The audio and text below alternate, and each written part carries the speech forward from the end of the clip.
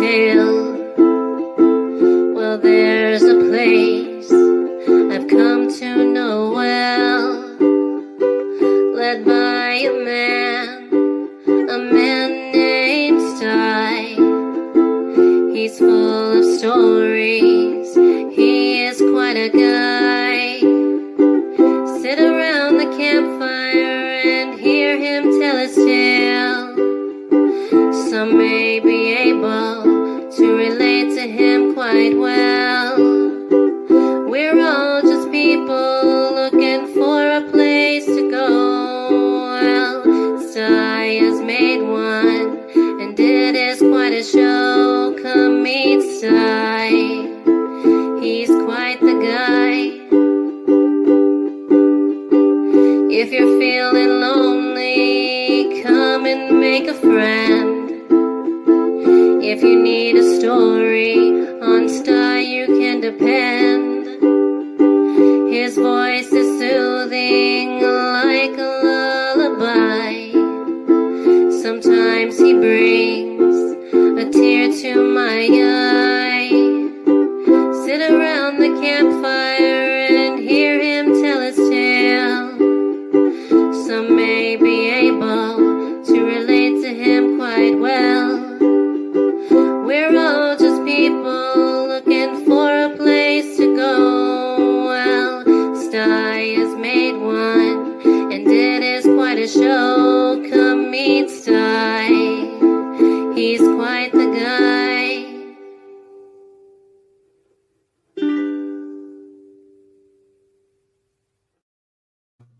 Well, hey, folks, happy Memorial Weekend. Hey. Yeah, it's Sunday. There's a lot of people barbecuing today, I bet. Picnics, having a nice Memorial Weekend. Tomorrow, they'll all run for the parades and, celebrate Memorial Day. Now, I was always told Memorial Day should be a solemn, sad day of remembrance of all those people loved and lost in all of our wars. No, I say celebrate those people. Yeah. Nah, don't shed a tear for people brave enough to go out there and put themselves on the line for us. Celebrate their lives. Don't be sad about it. Get out there and celebrate it. Celebrate the lives that were given so we can be what we are today. You betcha. I got to shout out the people that jumped in the chat. This fella jumped on real fast. He just said, hi, y'all. Sty. Hi, Sty. Guess what? He's in the basement. I'm going to be pulling him up here in just a minute. And Metal Music Maniac. Neighbors are grilling out today. Maybe head to a parade in town the following day. See, I told you. He's going to a parade tomorrow. Yeah, that's what tomorrow's for. If there's a local parade, heck, if you can go, go. Yeah. And if the neighbors are grilling out today, I hope you're friends with your neighbors. That's why you got to be friendly to your neighbors, because if they're cooking out, you look over there and, oh, they got an awful lot of food sitting there. Maybe they'll let me butt in with them. Yeah, go over there and get in a conversation. They'll probably say, hey, come on, have some barbecue, Yeah. And then there's JDS Flynn Canuck. It is so good to see you, buddy. He says, how you doing? Hi. And then Samantha Lee's, he's just chatting out there. Samantha Lee's singing is awesome. You betcha her singing's awesome. Who's this guy? Yeah, this is the first Canuck seen me without a beard, I believe. Yeah, shocking, ain't it? Shocking. Yeah, it's a whole freaking new world for this old boy. I tell everybody, they go, God, Sty, you look 10 years younger, but you just don't look like Sty anymore. I said, I can fix that. There. And then I'll just voice over, See, I can throw my voice. My lips aren't moving. But the beard's there, ain't it? Yeah, yeah. And now it's gone. There it was, gone. So, and what else we got going on here? There's Lori. Hey, hello, Sty. How are you? Hello, everyone. How is everyone doing today? That's nice to hear from you, Lori. Hey, Michael Outdoors. Hello from Germany. Night starting here. Yeah, 2100. Uh, yeah, my poor European friends. For me, 2 o'clock's the earliest for me on a Sunday I can do, and my poor European friends are just like, oh my gosh, it's getting late at night. What are you doing to us? It's 10 o'clock over here. What are you doing? Sorry, man. I'm just really sorry. I didn't make the time zones, for Christ's sake. Ain't my fault. Blame somebody else. Einstein or Newton or some asshole like that. I don't know. Just don't blame me. Not my fault. Love seeing you, though, Michael. Love seeing you. Oh, and there's Samantha Lee. Oh, sweetheart. It is so good to see you. Oh my gosh, Allie. That is my niece. Oh my gosh. First time she's seen me without a beard. Ha ha ha. Yeah, Allie. Look there was a person under that bush, right? Yeah, Allie, my sweet niece. It's good to hear from you. The little music saying Samantha's lurking like a cat again. I don't have any catnip. Oh, don't give her any catnip. She'll get wild on you, boy. Yeah. Oh, there's Mary Jones. Hi, girl. It's great to see you. She thinks I'm handsome without face hair. Well, if I was still in the market for a lady friend, maybe I would have shaved it off a long time ago then. Yeah. Oh, there's depression is real. A lot of folks jumping in the chat quick here. Yeah. Yes, I'm sorry. She's my granddaughter, Allie. I just realized it, and then I saw her comment. I'm sitting there spouting her off as my niece. And no, she's my granddaughter. I don't know. It's probably because I look at your dad as, that's Uncle Dummy.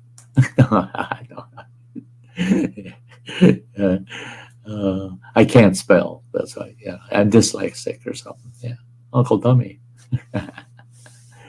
Because lately, been talking about him as being an uncle to all these characters that his sister has for children, and so the term uncle was attached to him quite a bit in the last week. So my mind just says niece. His child must be a niece. But you gotta forgive me, man. I got 15 grandkids. I've got, what is it? 1, 2, 3, 4, 5. 5 great grandkids now. So back off if I can't keep track of who the hell is who. You take my whole family and put them on a goddamn school bus and they're overloaded. The bus is overloaded. Yeah. I did say hi to you, didn't I? Depression is real. It's great to see you. Taylor. Ha! Another one that hasn't seen me without a beard. Had to take it off, man. My cancer treatments. It started looking. I look like a damn dog with mange 4 times over. I had to get rid of something. What was so bad about it too is you could see right through it. So why even have it if you can see the face under it? It's like wearing a real sheer COVID mask.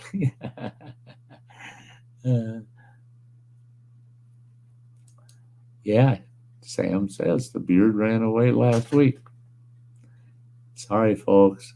I shaved it a week before last Sunday, the day after my stream, 2 streams ago. I went 2 weeks without shaving. I shaved Friday, and there ain't nothing here. and it gets a little fuzzy in about 2 weeks. And I look, feeling it. I'm going, son of a gun, if I grow this out, there's going to be big bald patches all over the place. So, no, it ain't coming back. It ran away. Ran away.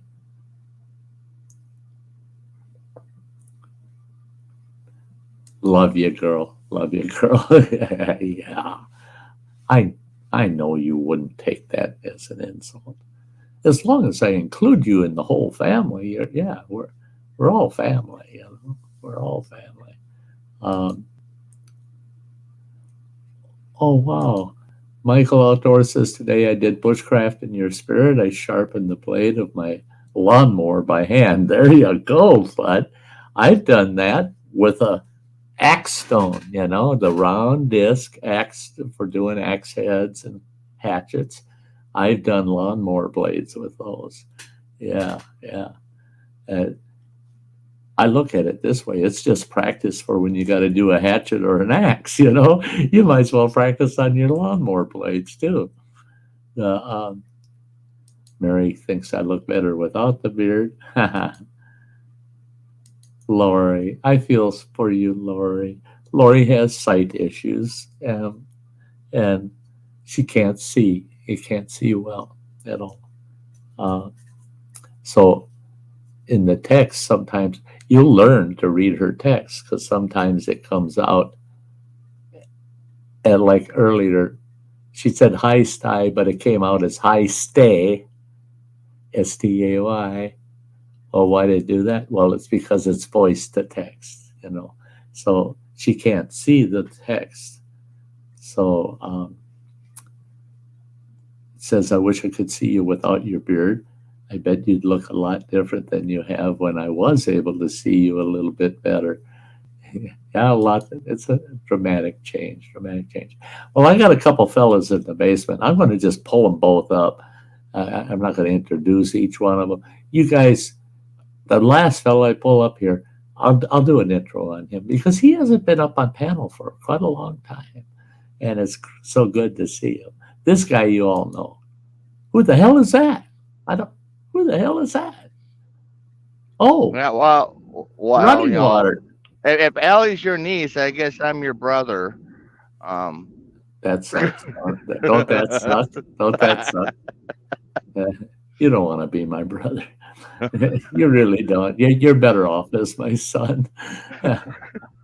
And this guy, I haven't talked to him for a long time. It's so good to see him. He sent me a message a few days ago. Hey, Sty, can I get the link at your next stream? And I tell you what, I have a hard time being online lately, and I didn't respond to him. And this morning I go, son of a gun, I should have responded to him. And I thought, well, what's the next best thing to a response is a link. Get him a link to get up here. And here he is. There's Alexander with Old Country Homesteading. How's everybody doing tonight? I hope everybody's doing fairly well. Taylor's saying the lack of beard shows off your teeth. Got a great set of upper teeth there. Well, I hate to inform you, but Worth every dollar. yeah, I paid $3,000 for the teeth I got way back in 1997. I saw a dentist a couple of years ago. Doctors insisted they wanted the dentist to look at my gums and shit like that. So I went to the dentist, and the dentist says, "When did you get those teeth?" I said, 1997. He said, "Don't lie to me." I said, "Look in your own damn medical records. You're the people that did it." He said, "I'll be back." And he come back in the room and he goes, "Oh my God." He says, "We haven't seen you since 1997. He says, "We're talking 25 years ago." I said, "Yeah." He says, "Nobody has the same pair of teeth for 25 years. They get them replaced about every 10 or 15 at the most." I said, "There ain't nothing wrong with these." Except I lost them.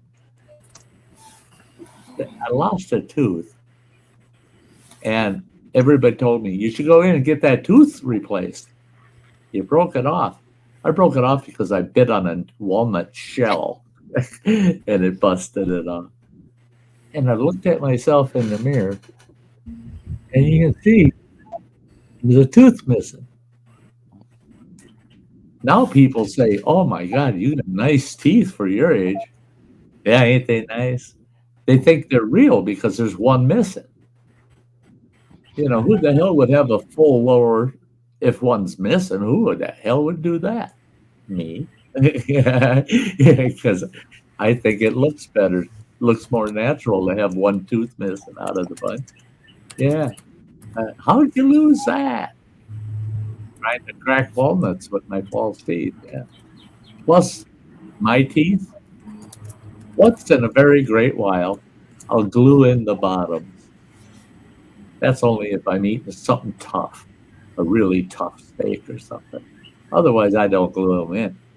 And the uppers have never had any kind of adhesive or anything.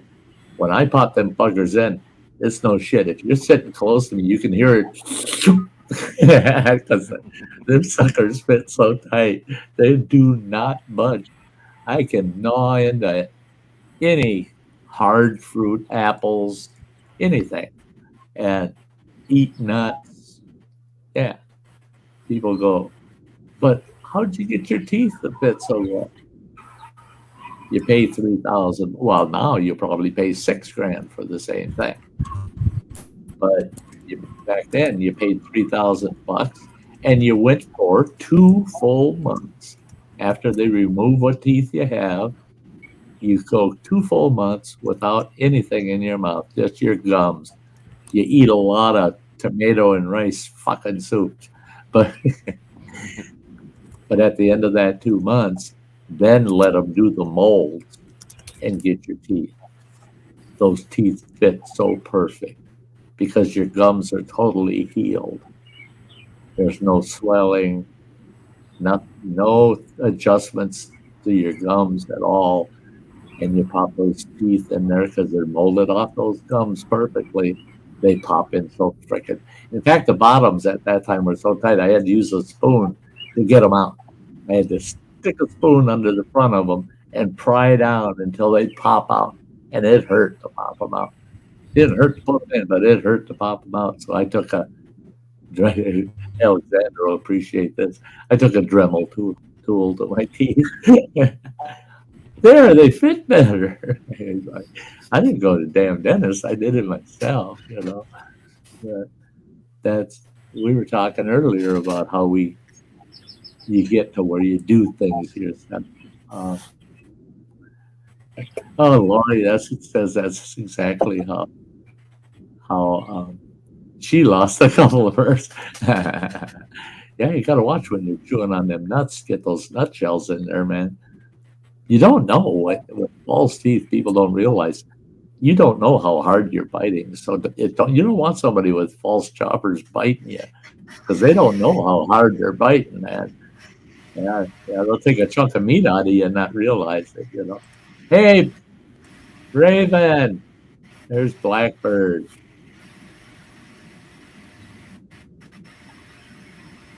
If my internet's having problems, not at all. Right now, my download speed, I checked it before the stream, before these guys came on early. I checked it, and I was running 468 down and 49 up. You only need a good, clean 3 up and about 20 down to run a good, clean stream. I got 10 times that. You know, so no, there's nothing wrong with my internet. I've had people before say, "No, Sty, there's something wrong with your internet," and I tell them, "No, guess what? It's wrong on your end. It ain't wrong on mine." I go through and I spec my whole internet, my microphone, all my peripherals, all my cameras, well before my stream to make sure it's running at capacity, at full capacity. And as of tomorrow, I'll be running at a full gig because the new modems going in. Yeah. Well, and I was looking at that. Yeah, it's not the modem that changed. It was the router because it'll have the three. Router. Yeah. Yeah, because Yeah. it'll be the 3-band Wi-Fi. It'll have that 6G Wi-Fi on it that we can hook the PS5s to now. Right. Yeah. Right. So, yeah, she's running top notch. Samantha's saying my bottom lower is missing a molar. The dentist was talking about an implant. I'm in no hurry. Oh, I looked at, and implants were something new back in '97. They were pretty new yet. And my doctor gave me that option. You know how they put them in? They cut your gum, and then they screw that frickin' tooth into your jaw. I said, no, fuck you. No, you ain't doing that shit to me. No. No, you're not screwing nothing in my face. You ain't doing it. I'll admit it. And Sty ain't scared of much in his whole fucking life. Nothing's really scared me much. But that freaked me out. When he gave me these diagrams of how they do it and shit, I go, no, you ain't doing that shit. No, you ain't putting it. Just because it looks like a tooth, it's still a frickin' screw. You're not screwing that into my jaw. No. And you got to screw all of them in. No. He said it's that or else we do the steel rail. There they got to surgically open your gum up and they screw a steel rail, the shape of your mouth, your gum, upper and lower, and then the teeth pop onto that rail. They snap onto the rail, and they don't budge, man. You almost have to have a socket set to get your teeth out, you know. But I looked at the rail, and I go, it's the same thing. You're screwing it into my... No, you ain't screwing that into my bones. No, you ain't. That's crazy, people. Well, yeah, that's what my dentist was saying for, when I get mine done is, he's like, yeah, if you want to have the magnetic or the snap posts for the dentures, he's like, we'll do it when we pull out your teeth. He's like, because those existing holes. That's the best time to have that done. You don't want to do it after the fact. Yeah, don't let that bone heal up and seal up, because the bone does heal. Let them do the extractions and then screw that in place. And you're under for that anyway. Right. You're totally sedated. You don't know what the hell's going on. And that's when they can screw shit. If they were to do implants on me, I would have said, you got to do them the day you do the extractions. You ain't doing them no other time. Do them at the same time. Yep. Use the existing holes. Yeah.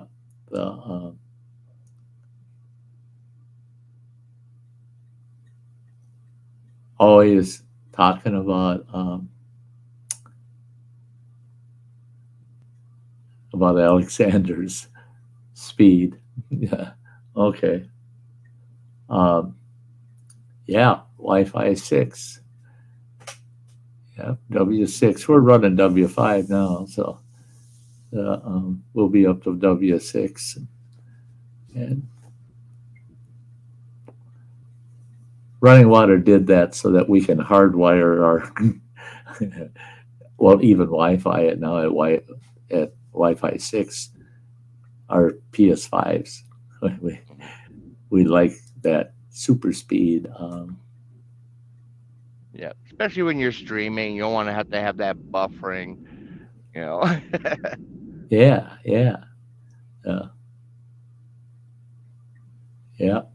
So that's just the sign of the times now. Sitting here getting frustrated because it took 5 minutes for your video to load, or 5 seconds to load, Yeah.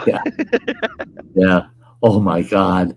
I was thinking about it the other day too. I was working on an old freaking video cleaning up this backyard last fall. I never put that part 2 of my video up of fixing the yard. And I want to get that up because I plan on getting that yard done this summer. One way, I don't want to die leaving this yard this way, you know. So I'm working on that video, and but I had to upload it off of SD card out of my GoPro. I popped that SD card in my computer, and thinking about, oh my God, it says it's going to take 3 minutes to upload that son of a bitch. Damn it. And then I thought, now wait a minute. When I was out at camp and started my YouTube channel, to put up a 15-minute video meant I had to run my generator for 12 hours to get a 15-minute video up on my YouTube channel. That really pissed me off. That I only did uploads like once a week, and I'd take a whole 24-hour window, and I'd run that Jenny so I could, because it would take so long for the upload. And I mean, we had HughesNet.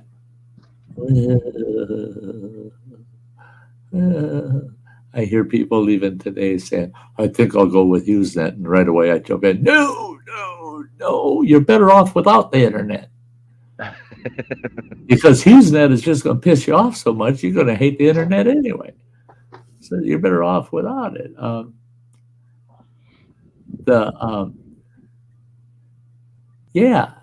Lori, Lori's telling me to go back and look at that you said, LOL, Sty, that's exactly how I lost a couple of mine. Yeah, I mentioned that, Lori.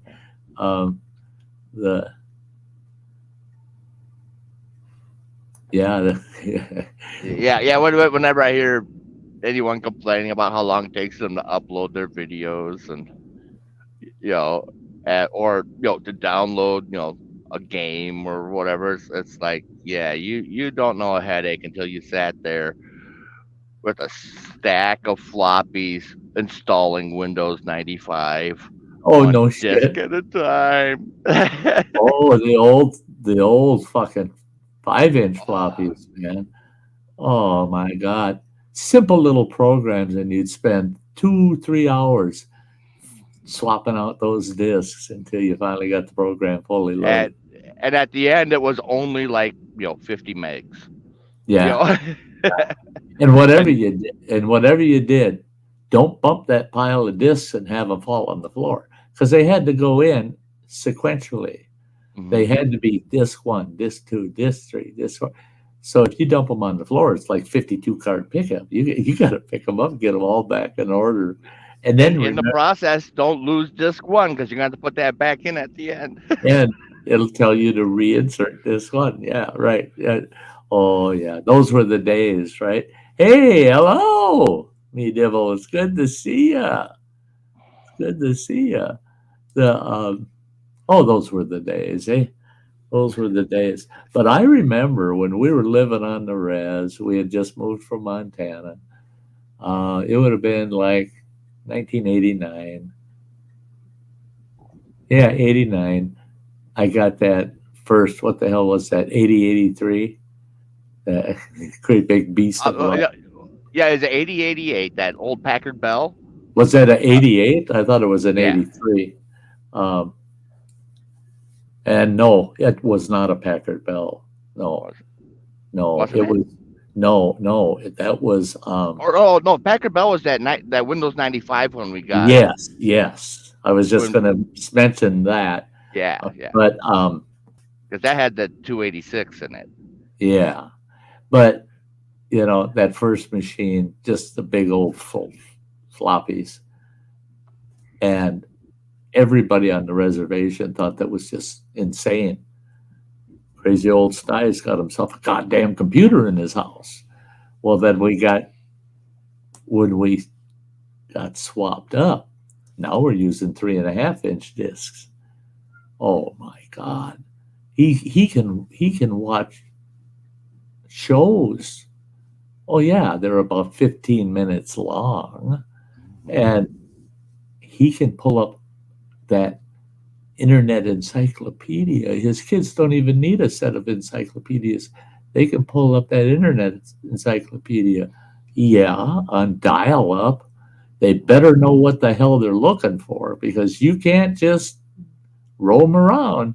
You got to know what the hell you're looking for, because if you type the wrong thing in, it's all a waste of time waiting for it to download to your machine. And oh shit! But we thought we were in heaven. We had computer games that were all freaking, they're all pixelated side-scrolling games, and we're just Oregon Trail and yeah, yeah, but yeah, yeah. oh heck, I remember we were one of the first families that had a Nintendo in the neighborhood. Yeah. Yeah. Yep. Oh God, I can remember you guys. Your friends would come over. You bring your friends over, and they're just jealous as shit. We got this back then, a big screen TV meant it weighed 110 pounds, because some bitch was just as deep as it was wide. I had this almost full wall entertainment center, huge entertainment center. We had that big ass tube TV in that thing, and the kids had gaming console. Their friends would come over and go, "Oh my God, you people must be rich." No, I just knew how to budget. That's all. Yeah, and I always thought that it's called an entertainment center for a reason. So I'm going to try to make sure the kids have access to that form of entertainment. And I thought I did a pretty good job during that era, to make sure those kids had access to modern technology and got to taste it. And actually, our home systems were generally better than what the schools had, so the kids would come home and they just jump on the computer, and they became aces. They became aces on all of it.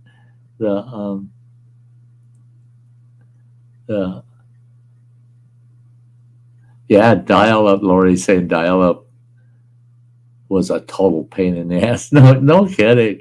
See, I worked. This is weird, guys. I worked in the 1970s for a company called Data 100. It was bought out. It was bought out by 3M, actually. 3M bought the company out because they wanted to, which was a shame, because Data 100 was leading edge. We had some of the first CRTs where, oh my God, we can actually look at a screen, a TV screen. Yeah, it had a black background and either amber or green text.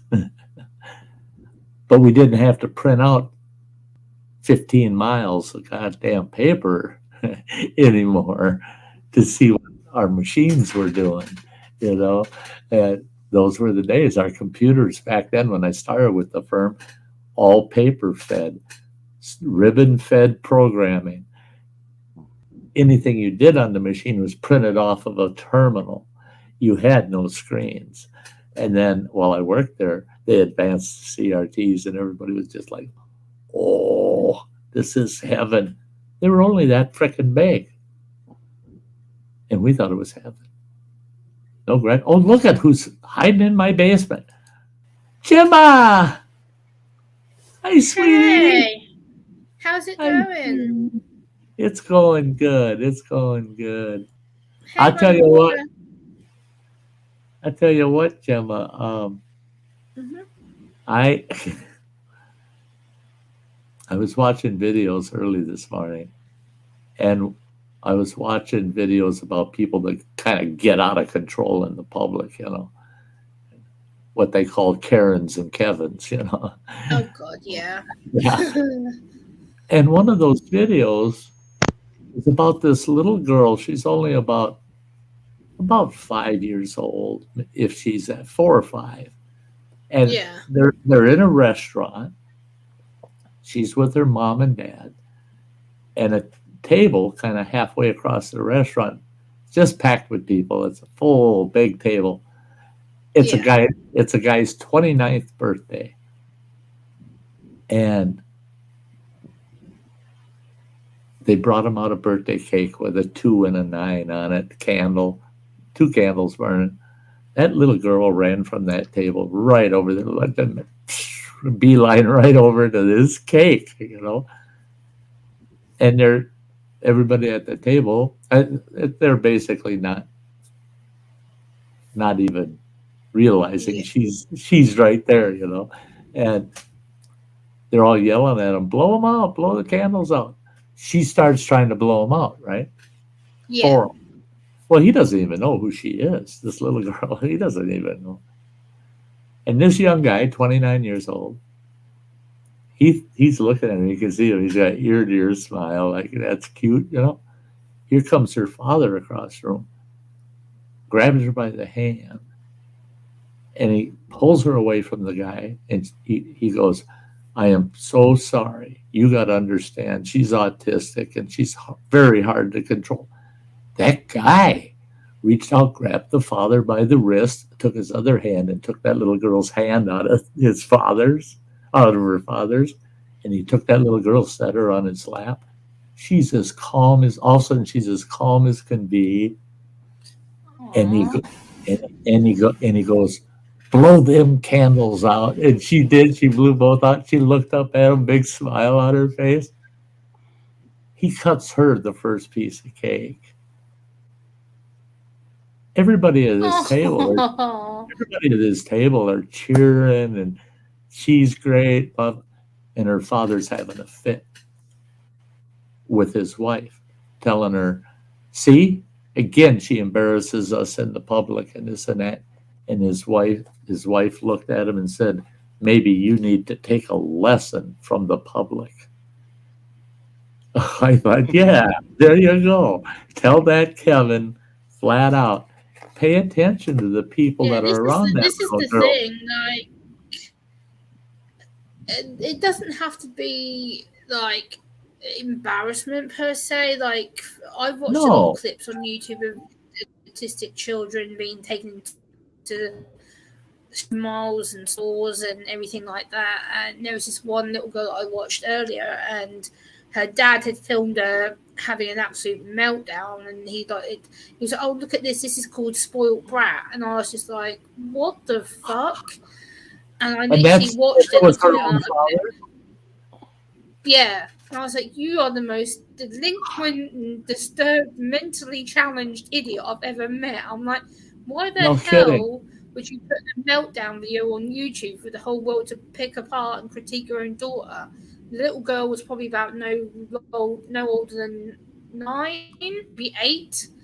And she was literally stiffening up, but you could see that she was panicking. And I'm like, why would you film that? Like, what? Yeah. And that's it is. It's like so many other things in the world where if you're not going to give attention to that, draw attention to that, generally people are going to say, hey, what the hell? So what? That's the way life goes. You're going to have these hiccups now and then. Who cares? That's the way that whole table acted, was like, so what? She's a little wild. So, shit, normal kids get wild. So, and I've seen so-called normal kids a lot worse than the worst autistics I've ever met. These so-called normal kids are worse. And it's like, that kid needs to be smacked. The autistic kid. Oh, I hate that. Imagine I hear that autistic kid just needs to be given the opportunity to untrigger themselves and calm down. Yeah, the other kid's doing it on purpose. Sensory overload area to begin with, because once you get into a sensory overload situation, there's no way out. It's either you take the person out calmly and get them to a quiet point where they can self-regulate, or if they're in such a bad state of things, like when I get into a bad state, the only thing that will help me is if you reassure me and say, okay, we're going to get you out of here now. You may not want me to touch you, but if you say to me, right, we're going to go out, we're going to go outside, and I know, okay, we're going to go outside, I can get out of here, I'm fine. Yeah. But if I'm in that dire state where I am so overloaded with staff that people say either I'm having, the amount of times I've been told, oh, you're having a temper tantrum because you're on your own way. No, it's not that at all. It's the fact that my No. brain took so Yeah. much information in for week after week after week Right. after week, and I've built it up, and then also my brain Right. just gone, oh, Got to vent. All of a sudden, it has to vent. Just has to vent. just explodes. And you can tell the difference between an autistic child and a spoiled child. You can tell the God, difference. It's so obvious. It's Spoiled, obvious. It's eye spoiled children are contact. It's so anxiety. It's emotions. It's and people say, well, autistic meltdowns and temper tantrums are the same thing. No, go onto my channel. I've done videos upon videos on the topic explaining what an autistic meltdown is, what a temper tantrum is. It's a completely different genre of emotions. It's nowhere near a temper tantrum. And temper tantrums, 9 out of 10 times are intentional. Yes. The kid, and I've watched adults have them. Temper tantrums. Yeah, oh, good. Yeah, and it's intentional. They do it on purpose because they want all of that attention. Yeah, I saw a guy earlier in the store here. I was going to get my groceries, and because the store didn't have his favourite bottle of whiskey, he threw a temper. And I mean, I've never seen a grown-ass man, probably his late 70s, literally stomping his feet, fidgeting his arms like this, and I'm like, dude, really? Like, you're going to throw a hissy fit in front of everybody. Yeah, they don't realize they're actually an embarrassment to themselves because the people around them know they're just having a hissy fit. Yeah, and I'm standing there going, I'm bagging my stuff up on the self-serve counter. I'm like, bagging. I can see this guy tapping his foot behind me. I'm like, dude, really? I'm about to turn around and say something nasty to you. I don't want to be rude, but all I can hear is this tap, tap, tap, tap, tap. I'm like, dude, really? You're making it so obvious that you're trying to trigger me. So I put my headphones on, had my music playing because I had my Bluetooth headphones with me in my bag.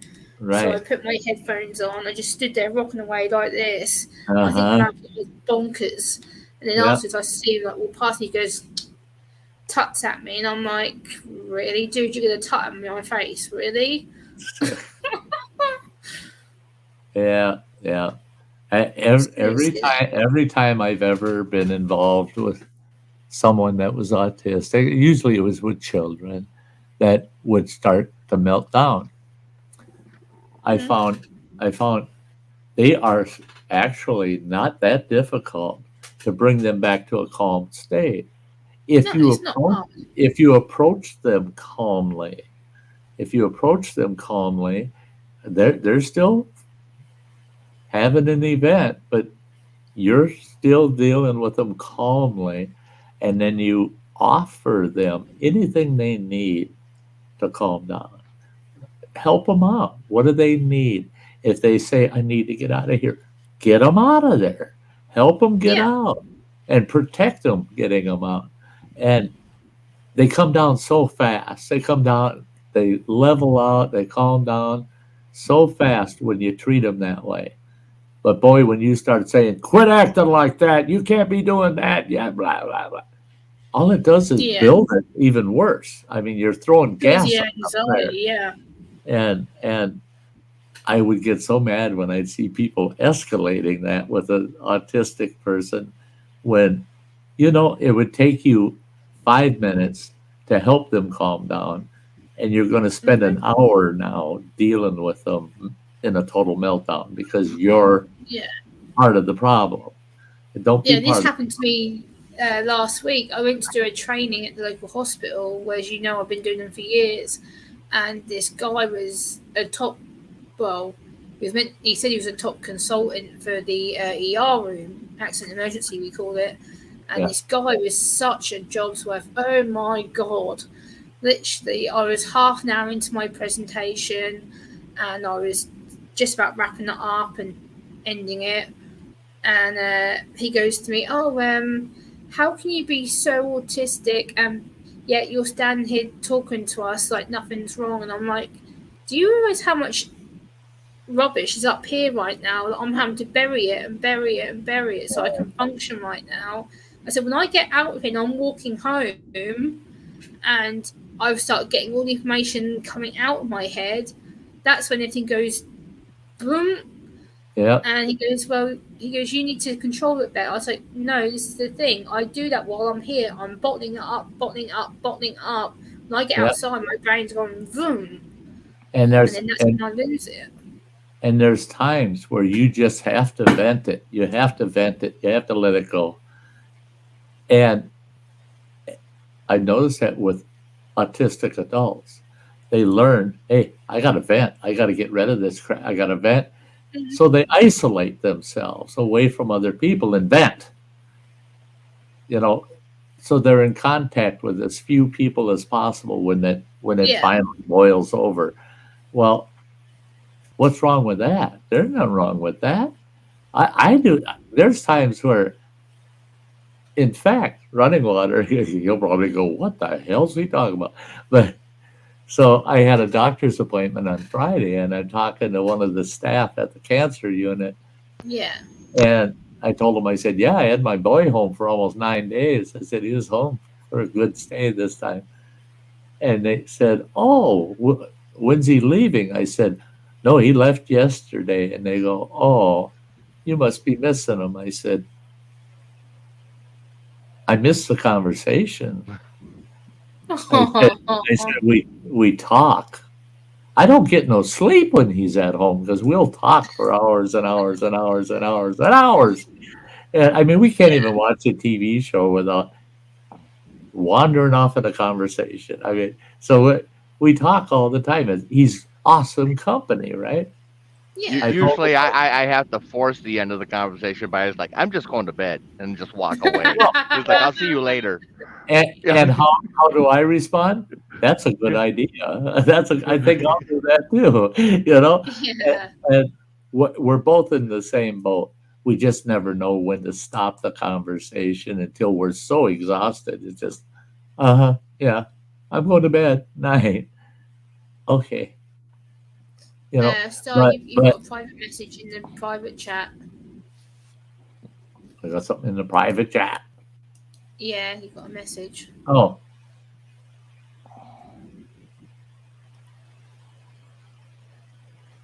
Okay, keep us posted there, Alexander. Keep us posted. Yeah, he's just let me know in the private chat that he's got an issue going on right now and that hopefully he'll be back. He's not 100% sure that he can come back, but I'm going to keep him up until he does. Or if he can't, he can. So it's a health condition. That's all the farther I'm going with it, guys. That's all you need to know. So your prayers out to him, it all goes well for him. But no, I had this gal. She's like a social worker kind of person. She helps you find different resources and stuff you can access. And talking with her, and she's talking about, so your son went back out on the road yesterday. I suppose you miss him. Is that? I said, well, I'm going to miss the conversation because it seems kind of quiet around here when he's not here. I said, I'll miss that conversation. And she goes, well, is that all? I said, well, actually, I'd like him to be here all the time, but he does shit for me that he shouldn't do. And then there's shit he should do that he doesn't do because he's too busy doing shit for me. And I told her, I said, and he takes up space. And she goes, what? I said, the son of a bitch is almost twice my size now. I said, because I lost so much. I used to be as big as him. I ain't that big no more. And I see him walking through the room. I go, Jesus Christ, you take up the whole room, guy. And she was laughing so hard. I said, I said, let's put it this way. It doesn't matter if he's home or out on the road. Running Water and I are close, period. We're close no matter how far the miles are between us. And I told her, I said, there's times I know he's got the itch to get back out on the road, get back to work and do his normal daily routine, And and I don't, in fact, when they put me in the Mayo Hospital, they said they're going to do that major surgery and I'm going to have, they wanted me to have home health care, but our system over here, Medicare, would not pay for it. They would have paid for me to go into a I call them old fart homes, but nursing home, to go into a nursing home up to 21 days. But I didn't want that. I don't like nursing homes. I'm sorry. I like visiting with some of those old farts, but to live in one, not this old boy. Running Water calls me and he says, okay, you're going through that surgery next week, right? I said, yeah, your sister will be hauling me down there and I'll get the surgery. And then after recovery at the hospital, she'll bring me home and then I'll recover at home. He goes, well, I talked to the company. He says, they can route me back home. I can be at home. And I'm going, you ain't doing that shit. No, you are not. You are not going to take time off from work and come and sit here, because all he could do would be sit. And at that time of the year, we still had snow up to our asses. All he could do is come and sit in front of the TV, watch TV or play PlayStation. There was really nothing he would have been able to do for me. So no, don't come here. But he was able and willing to do. It would have been company for you if Running Water wanted to do that. Is because he felt that it was a good idea. Yeah, and his offer was better than if he would have actually been here. His offer went further, as far as I'm concerned, than if he was actually here. Because that first 3 weeks after my surgery, I didn't want company. I wanted to talk to people, but I didn't want them in the room with me. I didn't want them present. I wanted nobody near me. I was so tore up and miserable. And I said to me and Sam in that phone call, I was like, wow, okay. And having to sit in the house here, and that's all I could do is watch TV and play a little PlayStation. I was so weak. And being tube fed, can't eat anything, can't drink anything. And I spent, except when I slept, I sat here without a shirt on because of all the surgical wounds I had. Yeah. So that they had fresh air and could heal. Well, I wouldn't do that in front of even Running Water. Sit here. Hey, Blake. Hey, Bubbles. Hey, Blake. Good to see you. Good to see you, Bubbles. One of my good buddies. Bubbles. Awesome.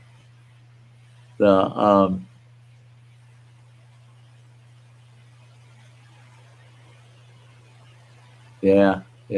Folks with disabilities. I'm learning a new appreciation for people that are legitimately disabled. I look at them.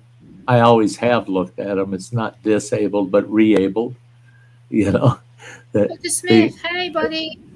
They learn different abilities that they didn't. Yeah, you mentioned nursing home earlier, and obviously that's a new environment for me with regards to my nan being put into one recently, right. And I visited her so far 3 times, and the third time really last week was absolute god awful. She basically has developed a new symptom as part of her suspected dementia, and she basically. They call it sun turning. So basically, she flips her mood according to what the sun does. So when the sun comes up, she's happy, and when the sun's going down the other way, she flips her mood. And I happened to be there the day when she was flipping her mood, and oh my god! Yeah, what a difference, right? It scared me. I actually watched a documentary just a couple days ago about the history of lunacy, of people basically developing dementia or losing their minds, where they just, and they don't know what's real or what's not anymore, and just lose their minds.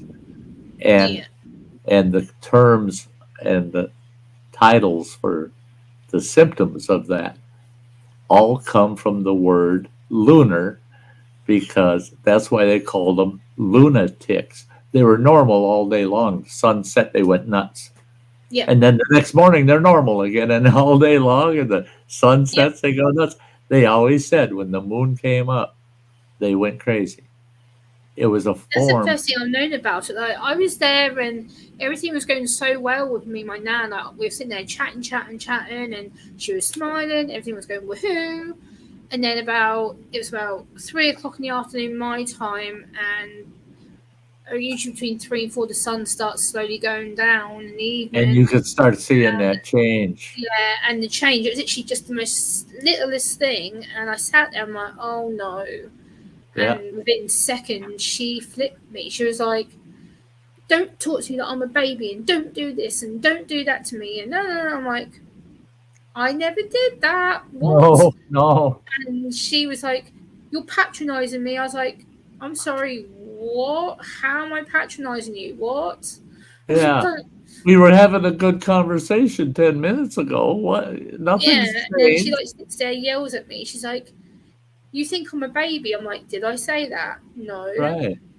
Did I suggest that? No. And then she's like, and then all of a sudden she's like, oh, I guess you're going to ignore me. I was like, well, yeah, because I'm not arguing with you. I'm not going to argue with an 85-year-old woman who's up here against me. I'm like, no.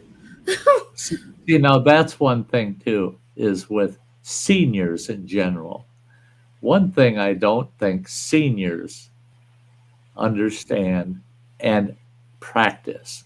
I have decided, and Running Water knows it, he'll tell you all about it. I've made it perfectly clear to my whole frickin' family. If I say something you believe is wrong, so what? Just let me be wrong then. Yeah. Don't argue with me over it. Just, okay, fine. And just walk away going, well, I think I'm right and he's wrong. But don't argue with me about it, because I got the right to be fucking wrong. I'm gonna die. I'm gonna die in the next year and a half. Let me die believing whatever the fuck I want. Yeah, absolutely. Don't degrade me in any sense whatsoever, trying to prove your point, because your point is wasted on me. I'm dying. So your point is wasted on me. Why convert me or convince me of something that doesn't fucking matter anymore? It doesn't. It would matter if I'm going to live another 20 or 30 years. Then I could understand. Let's get into a good hot debate over this. But when you only got a year and a half left, you say, don't bother me with your disagreements with me. If you think I'm wrong or whatever, I don't give a shit, because the minute you want to argue with me about it, that's when I say, all I'll keep repeating is, you think you're right, I think I'm right. That's all there is to it. Because it ain't going to change. You can yell at me all day, I ain't going to change. But you're wrong. Okay, to you I'm wrong. Yeah. Okay. Yeah, this is what the carers told me at the nursing home the other day. Because I said to the carers, I said, so what do I do? Like, how do I react to her? Because I've not been used to ever having to be shouted at like that. And she said, the worst thing you can do, I know you're going to react to her, is get up You say, okay, I'm gonna go, I'm gonna back down and let her think she's right. And I'm like, okay. So I got up. I was like, look, now I'm gonna go. You're obviously not very happy right now. It's best that I go before the situation gets worse. And then my nan's like, oh, so I've won the argument. I was like, yeah, sure, whatever. I'm going. I Yeah, just had to walk away. I was like, okay, I'm done. yeah, because what good does it do to argue over that shit? It's It stupid. doesn't. It's pointless. Yeah, it's a waste of time, is what it is. It's just Yeah, it's a waste of time, especially when it took me an hour and 20 minutes to get to her and then an hour and 20 minutes home. So yeah, it's yeah, pointless arguing.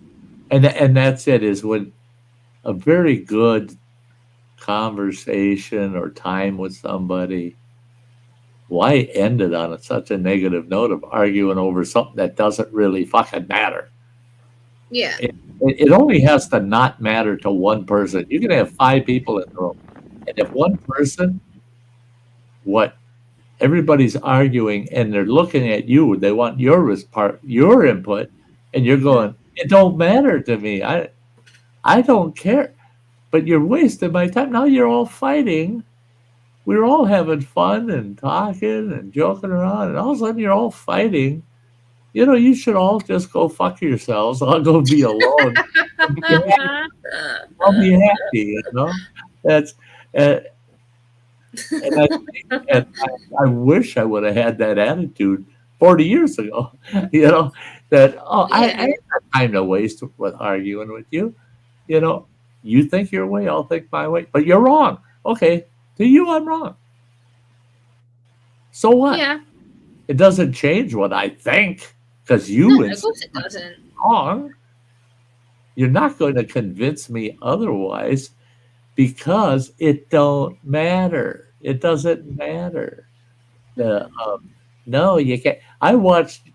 I don't know if everybody's familiar with it or not, but the movie Young Einstein with Yeah, Yahoo I've heard about it. Serious. It's hilarious. He plays the part of Einstein, and his whole goal is to be the first man on a planet to invent bubbles in beer. Well, he figures out you can't put bubbles in beer without splitting an atom. And he's out in this shed way out away from their house. And you can hear him out there, and he goes, he's With a clanking. chisel. He's clanking around, and then you hear him out there with a chisel. He goes, where's that chisel? Where's that chisel? You can hear him, but they're not showing him, just that little shack. And then you hear him with a hammer hitting that chisel. Clank, clank. He says, I'll split that atom. And clank, whoo, the whole shack blows up. And he's happier than snot. He goes walking out of there with a big glass of beer with a big foam head on it. And he goes, Dad, look at what I invented. Bubbles in beer. And his dad's like, oh, Albert, you're a genius. Well, excuse me, but you cannot split an atom with a fucking chisel and a hammer. You can't do it.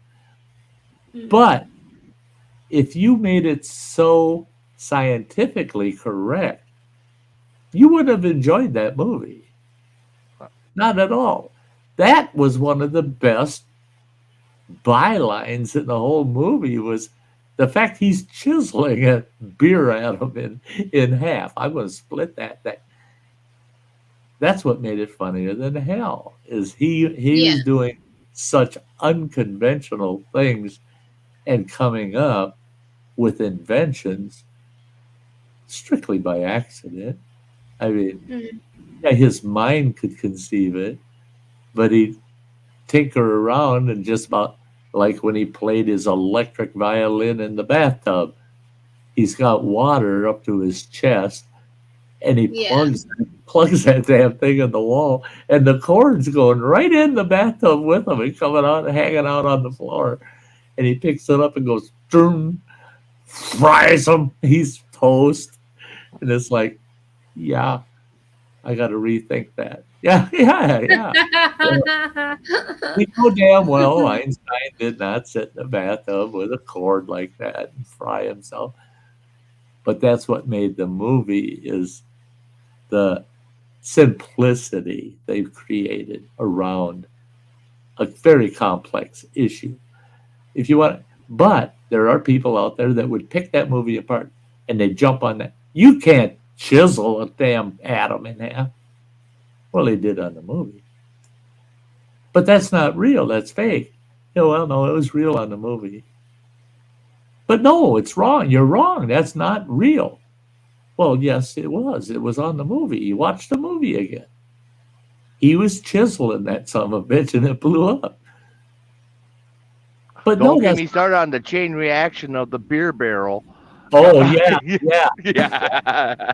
Plug your guitar into the son of a bitch and drain all. And he tells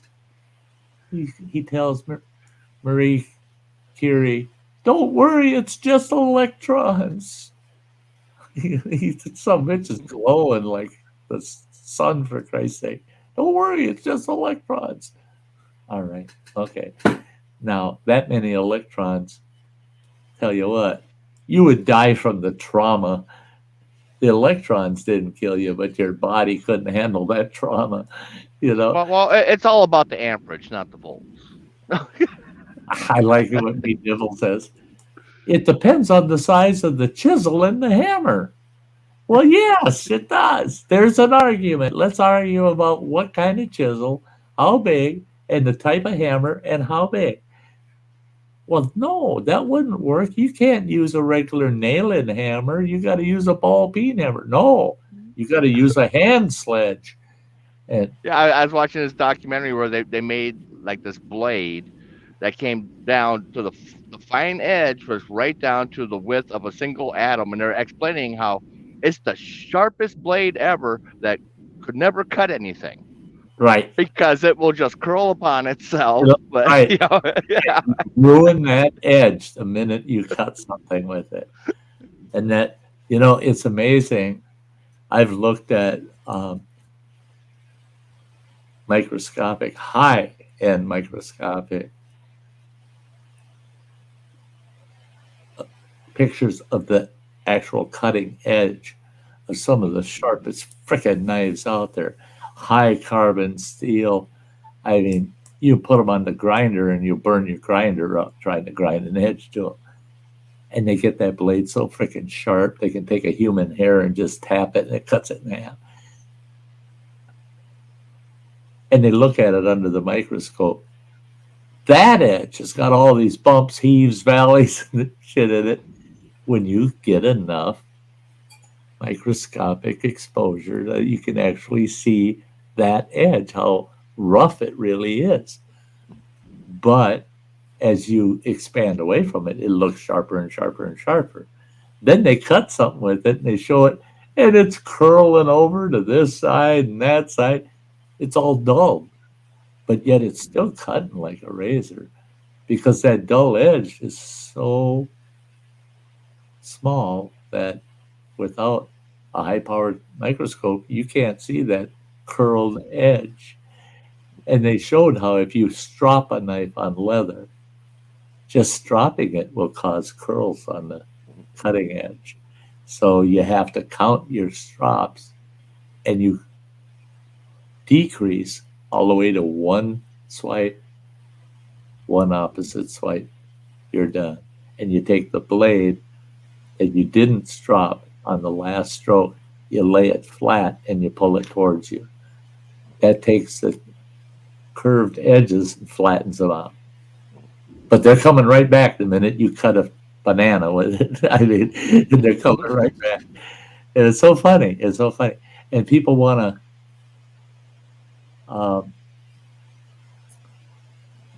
to get in arguments about stuff like that. They'll see that in a movie and they'll go, in fact, it's that.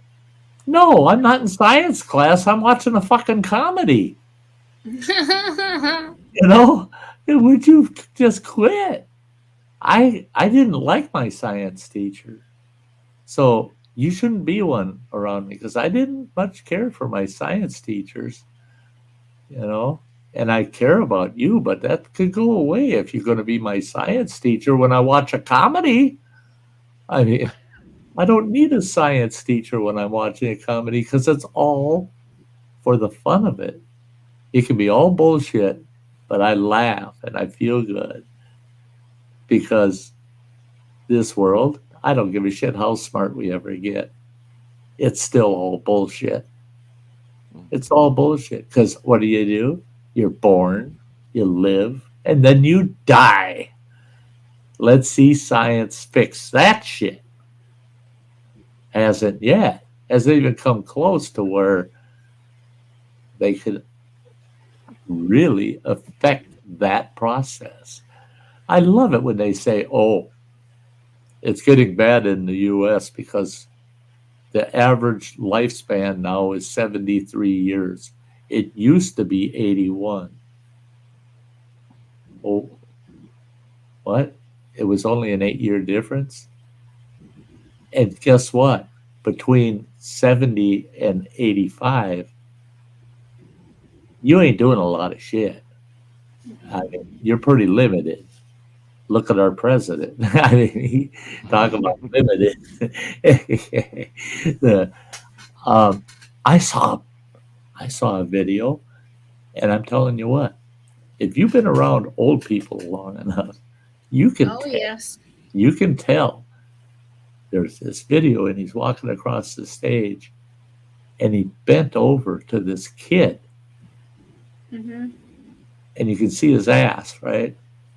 That boy was wearing. He was wearing Depends. There are no. You can't convince me otherwise.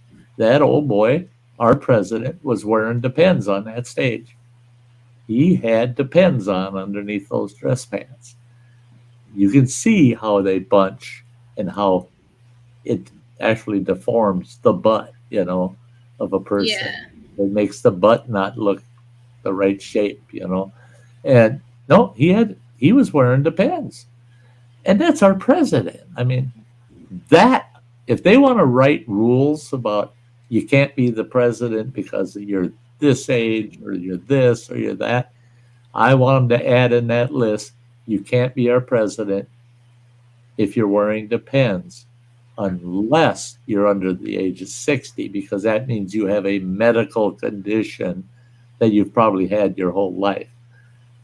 But if you're in your 65, 70, 80 range and you're wearing Depends, that's because of incontinence. You can't hold it. You can't hold it anymore.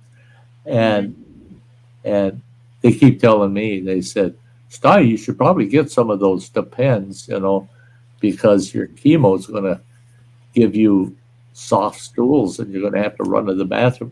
Now they got me on these damn water pills. It's a waste of freaking time. I don't pee any more than I ever did. But the doctor pointed out, but how much have you been drinking? I go, oh, shit. Yeah, I'm drinking a lot less than I was. But yet I'm pissing as much as I did when I drank a lot. Yeah. So there is more water from my body getting out of me than I realized. Well, I realized it fast. In 1 week, I lost 18 pounds. I'm down to 162 pounds, and it was 2 weeks ago tomorrow. 2 weeks ago tomorrow, I weighed 178 pounds, and I'm down to 162 now. Wow. So, yeah. I was below that. I came up a little bit, but yeah, I lost 18 pounds in 1 week. There's all fluids. My body was retaining, and they're concerned. They don't want fluids around my heart, Yeah, obviously, yeah. And I told them, yeah, I'm good with that. I don't want fluid around my heart either. No. Yeah. Hey, here's something that this old man never in my whole freaking life have I ever dreamt of having handicap parking tag so I can park in handicap parking spots. Yeah. Never dreamt that I'd ever have one. And I've always been a strong proponent of those handicap parking spots as long as they're used by people with a handicap. Yeah. It's the people that don't have handicaps. And I don't like people that call themselves handicapped, but they've got a pickup truck that they have to pull a step ladder out of their truck to get up into it, and then they reach down, pull the step ladder up, fold it up, throw it in their truck.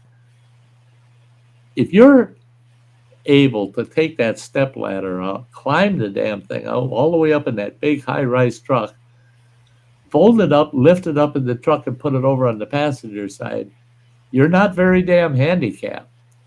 No. I've watched true handicapped people. I watched a fella that's wheelchair bound. Yeah.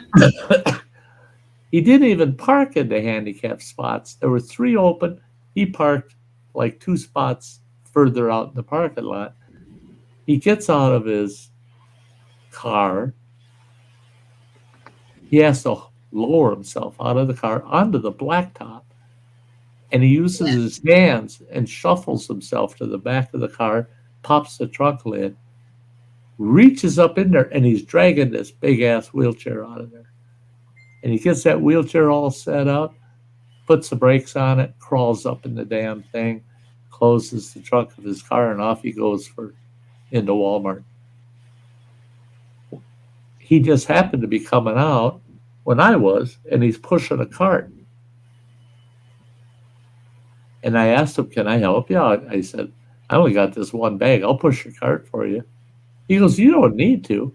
I said, well, no, but I want to if you allow me. He said, okay, I'll let you. So I pushed his cart right to his car, and he looked at me funny, like, how the hell did you know that was my car? I didn't tell him I seen you earlier, you know. Yeah. Get to his car, he pops that trunk open, and he reaches in there and he pulls out this little square pad that's kind of thick, and he hoists himself up in that chair and puts it under him. Now he's sitting up real high, and he says, can you get the cart where I can reach it? And I pushed it towards him. He grabbed a hold of it, pulled him up, and he starts putting his bags all down one side of that back of that SUV. And he pulls that block out, and he sticks that block back in the car, leaves the lid open, turns around in his wheelchair, and he's pushing that cart, gets it aiming in front of him, and he heads off for the cart corral. It's 40, 50 feet away. I said, hey, I'll put the cart away for you. He says, nah, you pushed it to my car. You pushed it enough. He puts his own cart in the cart corral, comes back in that wheelchair, gets out of that damn wheelchair onto the blacktop, folds his wheelchair up, hoists it up into the car, closes the trunk, hops across the blacktop to his door, drags himself up in that car, and he waves at me, and off he goes. He backs out, takes off. And I said to myself, that proves it. He's not handicapped. He's recapped. You know, he's been recapped. That guy's got talents that I couldn't have done what he just did. And there's no way in hell I could have done what he just did unless I had a month or 2 of doing it constantly to practice and build up the right muscles and have it all figured out, a plan. He had it figured out. He wasn't going to be disabled for nobody. And I loved it. So my doctor, they were so, okay. You bring up a good point, because you talked about like the disability car park thing. I've been offered a blue disability badge for like if I need to go shopping, like if I'm with a relative, they can use it as a free way to park. And I've always been against it. I'm like, no, not having it, don't want it. I don't really see myself disabled. I can walk, not chair bound. I'm not someone who needs crutches or whatever. And the amount of times people are like, well, you're legally entitled to it, you should just take it. I'm like, no, because I'm not crippled. I'm not legally disabled in a chair or needing walking sticks or frames or any of that kind of stuff. I said, I'm not going to take it because 1, I'm abled, and 2, I don't really go shopping at the store unless I really have to, because I can't do it because of my sensory issues. So for me, it's pointless getting the parking permit and using it for going out because I don't go out anywhere. I'd rather someone who legitimately needs it, who's in dire pain, distress, physically disabled, my late grandmother was, who needed to have a wheelchair when she went shopping, Right. and she had that badge to help her get around. Had- I don't had it- need it. Had an actual mobility issue. Yeah. And see, okay, so my palliative nurse for the cancer, for the end of my cancer here, she's going, Sty, get a handicap permit, man. You got it. You qualify in too many ways. You Yeah. get it. And I said, but I don't need it. I've been able to get into Walmart and back out to my car without any problem. And I can go for short walks and stuff. I said, Yeah. when I can't, then maybe I'll get it. She goes, but how comfortable are you when you walk 200 feet from your truck into the store? Then you walk 1,000 feet in that damn store shopping. You come out and you got to walk another 200 feet to your vehicle, then another 50 feet to the cart corral and 50 feet back. How do you feel when you get in the truck? I said, tired. Yeah, pretty tired. Yeah. Look at it that way.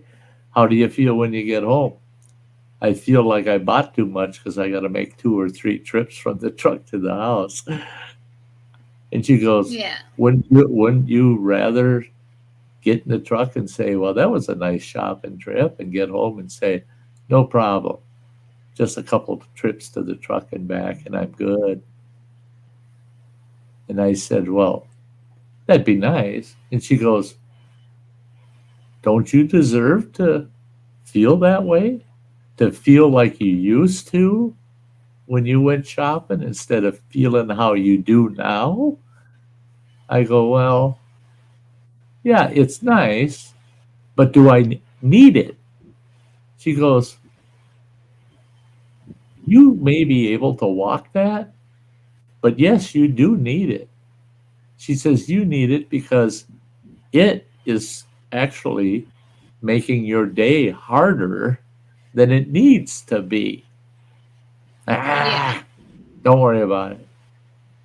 She gets a hold of my primary doctor, and I had an appointment with her, went into her, and she's talking. She goes, you know, Sty, she said, you really need to get a handicap placard for your truck. I said, I already talked to the palliative nurse about that. I can get by without it. She goes, that's the problem I have.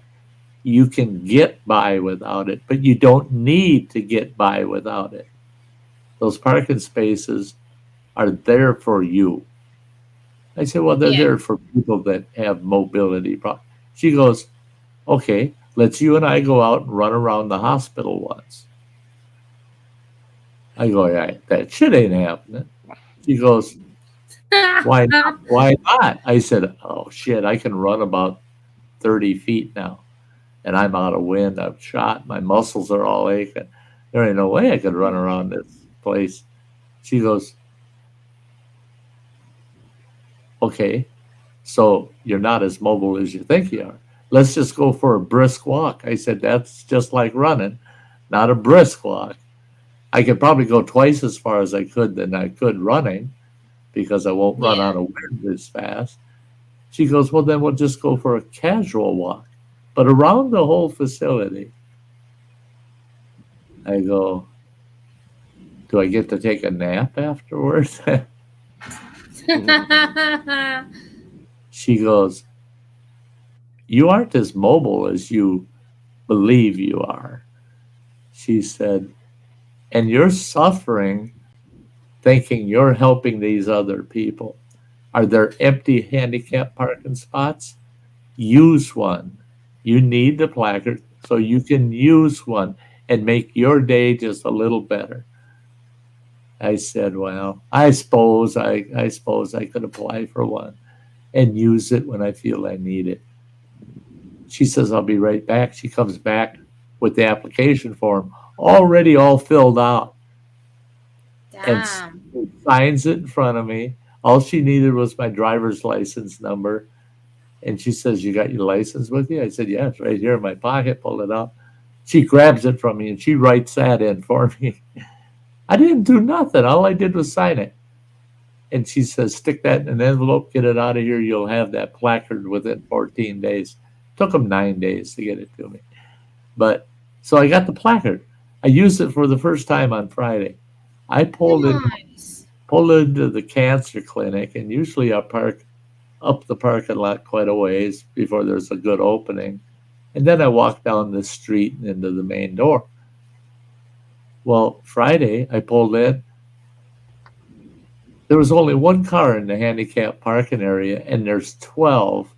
They said 10, but I counted 12 signed handicap parking spots. 2 of them are right next to the sidewalk that goes right into the main door. So I pulled into one of those. I got out of the truck. It was less than a minute of getting out of that truck, and I'm in there. I'm indoors. I'm there. I felt like $1 million. I realized how far I was actually walking about 300 feet from my truck to get to the clinic. I cut that down to about 60 feet. What a world of difference. So I got a handicap placard now. So what do? I told Running Water about it. I needed just a couple of small things from Walmart. I ran out to Walmart. I parked about 4 parking spots away from the handicap parking area. And I go walking in the store. I get to the doors, and I'm losing my breath a little bit. But I figure I get a hold of a cart. I'll feel fine. And that's when I realized, I looked over my shoulder and I go, Jesus, the first 3 parking spaces all I got to do is cross the crosswalk. They're right there. Yeah. I could have parked in any of those 3 spots. But I parked way the hell halfway across the parking lot. So, again, in my mind, will I get the full use of that or not?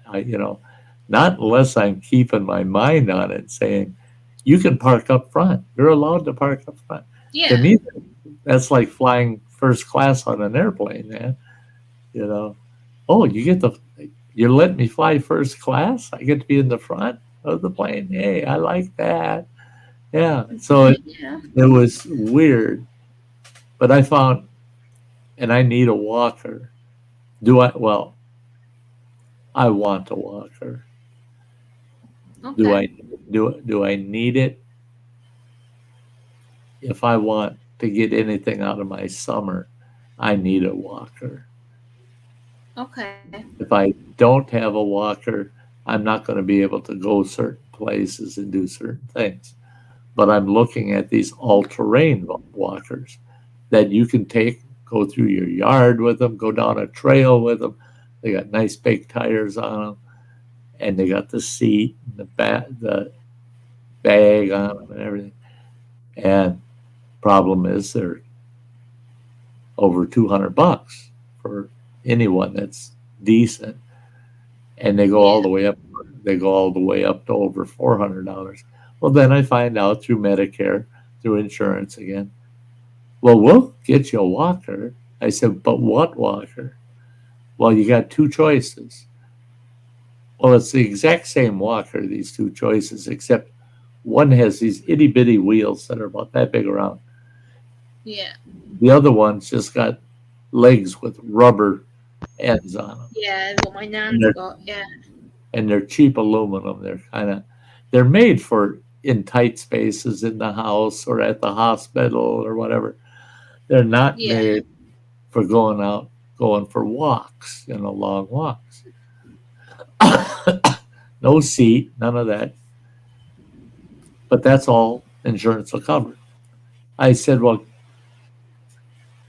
those walkers are only $50 to $60. They're not over $200 for a cheaper one, like the all-terrain ones. I said, will you give me at least cover, say, the $50 or $60 on a different walker? Nope, it's got to be one of these aluminum lightweight ones or nothing. So I got to buy myself a walker. Well, I'm not buying that walker until July because I'm buying a goddamn lawnmower. I told running water already. I'm buying a lawnmower this month, this coming month. I'm not. We need a push lawnmower. And that I can handle because it's like the snowblower. I've got handles. I can hang on to the handle and I'm stable. I'm stable. I can walk. And I'm at the house. God, I can take a break whenever I want. Shut it down, go sit on the porch, have a glass of tea, and then head back out and do another 15, 20 minutes, you know. So I'm getting a lawnmower. I told the nurse the other day, she goes, because I was thinking about a lawnmower on Friday, and she goes, well, I think you need the walker more than you need the lawnmower. I said, have you been to the house? Have you seen the grass? Our grass is 7 to 8 inches high in spots because the riding mowers broke down. I'm having trouble getting that damn thing to run. So I need a lawnmower. I'm going to get a push lawnmower so I can keep up with the yard until I get the rider running. And she goes, yeah, but you need to be able to get out, walk the trails. You need to be able to go to some of those waterfalls you love that you could use that walker to get in. I said, you know, you got me thinking because the lawnmower I'm getting's got big tires on the back, small tires up front, big tires in the back. I said, that thing would work as a walker. All I got to do is buy this $20 little folding camp chair that I can carry in my day pack. And I got somewhere to sit down, and I can use the lawnmower for a walker. She goes, oh, Christ, I can just see you walking these trails in town, pushing a damn lawnmower. I said, yeah, what's wrong with it? I said, if it pushes nice, I might use it like a walker, especially out here on the Blacktop Trail. What the hell, why not? She says, that's goofy. But it serves the purpose. So, me Dim asked the question, will the walker cut the lawn? I was just discussing, well, the walker wouldn't cut the lawn, but the lawnmower will cut the lawn, and maybe the lawnmower will work as a walker. We'll see. Talking of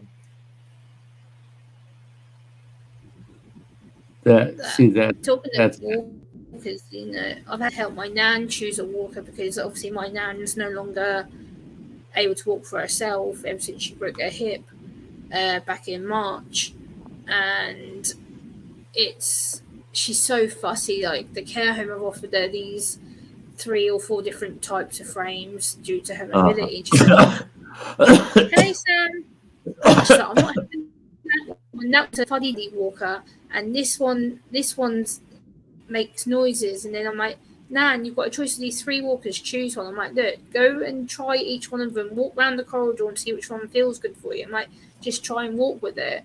She's, don't tell me what to do. It's fuddy-duddy. I'm like, ah. And the thing is you might not like any of them. So, but if that's all that's available, pick the one that's not as bad as the other 2. You know, pick the best, what I had to do, the best of the 3. And hey Sam. Yeah, it's Samantha. But yeah, the walker I'm looking to get, that puppy will be nice. I can go to Morgan Falls. That's a mile hike into that waterfall. With that walker, I could do it because of the big bag that's on the front of it, the nice padded seat and back, and the way the walker is designed. I can go up and over roots and rocks with it. I can walk that mile in, because every tenth of a mile, if I want, I can stop it, lock the wheels, sit down, kick back, pull juice or water bottle out of that bag and sit there, snacks. I can go Yeah. wherever the hell I want. It's just going to take me longer to get there, but I could still get into a lot of my favorite spots. One I can't get in is Foster Falls, but I thought about that. I can almost get to it real damn close, say within 100 feet. I'll use the walker to get that close, and I'll cable it and lock it to a damn tree, and I'll use my fucking hiking sticks. Now I got 4 points of contact, not just my walking stick. I'll head in there and get to the waterfalls. It's only 100 feet. I can do that. I can do 100 feet without a walker, Tracy. And so I can even get into Foster Falls. But I can get to Wren Falls.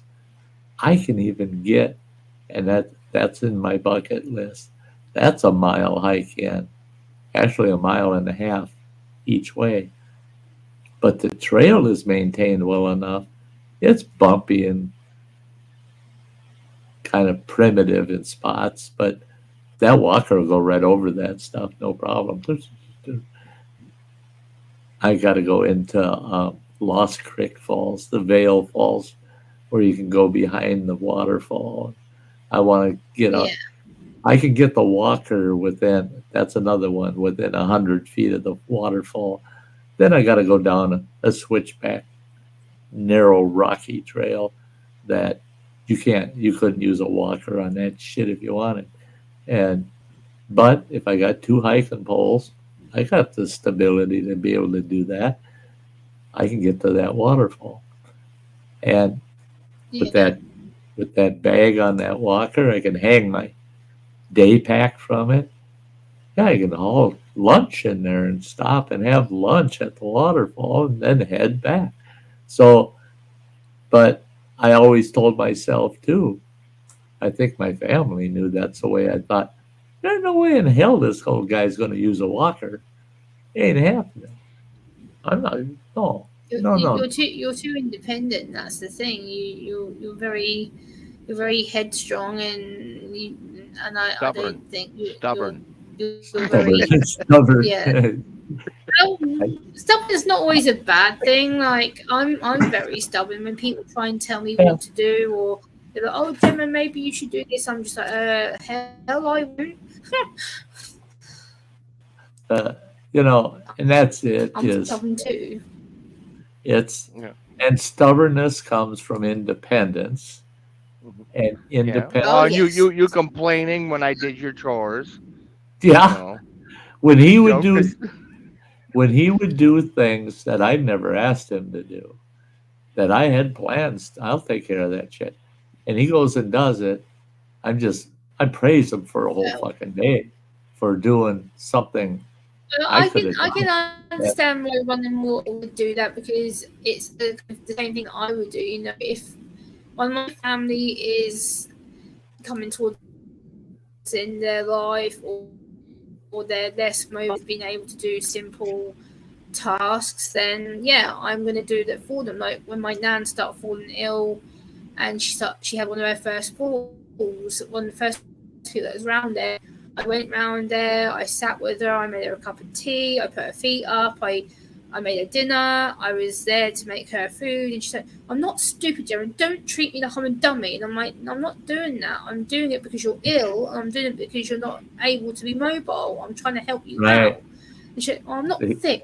I didn't say you're thick, I'm helping you because you're not mobile right now, you can't stand on your feet for too long because you go whoopee. So I was trying to help you. So I can understand why running water is trying to help you. You make me think, Gemma, of my grandmother, Grandma Z, running water. We called her Grandma Z. Her last name was Zeman, and we just called her Grandma Z, most people. And she broke her ankle, and she was a pretty large woman. And I don't mean large, overweight kind of large, That lady No. had some of the biggest damn bones you ever seen in a human body. I mean, she was built like a workhorse. Wasn't she, Running Water? She was Oh just yeah. a big woman. Boy, she just Well, must. you look at the old photos, her stuff. You know, she wasn't no short petite girl. You know, No, ever. no, Yeah. no. In No. fact, she didn't. She lost inches between the age of 60 and 97. She lost inches, but she was 6 feet Yeah. tall, and my grandfather was 6'2". So, Damn. and I know why my grandfather married her is because she was your model farm lady. He knew, she Okay. knew, that girl knew how to work, and he wanted her bad, and they got married, and yeah, they farmed their whole lives, and grandma worked her tail off, but never looked like she ever worked a day in her life, you know. But boy, she could do anything. She was tough, tough old gal.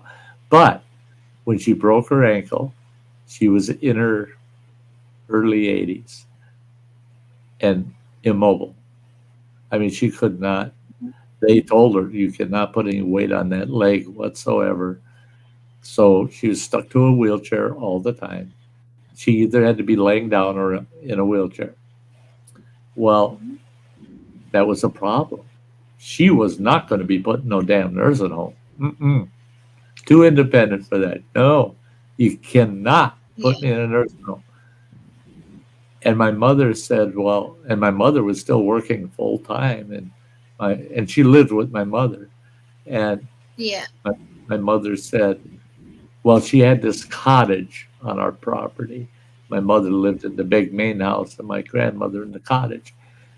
And Yeah. my mother said, you can't come home because you need someone there to help you and to help you do things throughout the day and at night, helping you get dressed and in your pajamas and back and forth and get you washed and to be able to put you to bed and get you up in the morning. And my grandmother looked at my mother and she said, I want to talk to Sty and his wife. So me and the ex-wife went to see her, and she asked, will you guys take care of me? And I said, well, absolutely. You bet. And I said, why are you asking us? And she goes, well, when it comes to moving around in that wheelchair, especially leaving home, going out someplace, I don't Yeah. trust I don't trust anybody else but you to get me there without me getting dumped out of the wheelchair or something. I said, why? And she said, look, at 3 times you saved me from having to have the ambulance show up to pick me up off the floor and put me back in my bed because I fell. She said, you were always there and you could pick me up and set me on my bed and you didn't hurt me in any way. And I've had actual ambulance crews pick me up and it hurt when they did it. My arms would be bruised. And she said, I don't know how you do it. Well, I'll tell you a secret.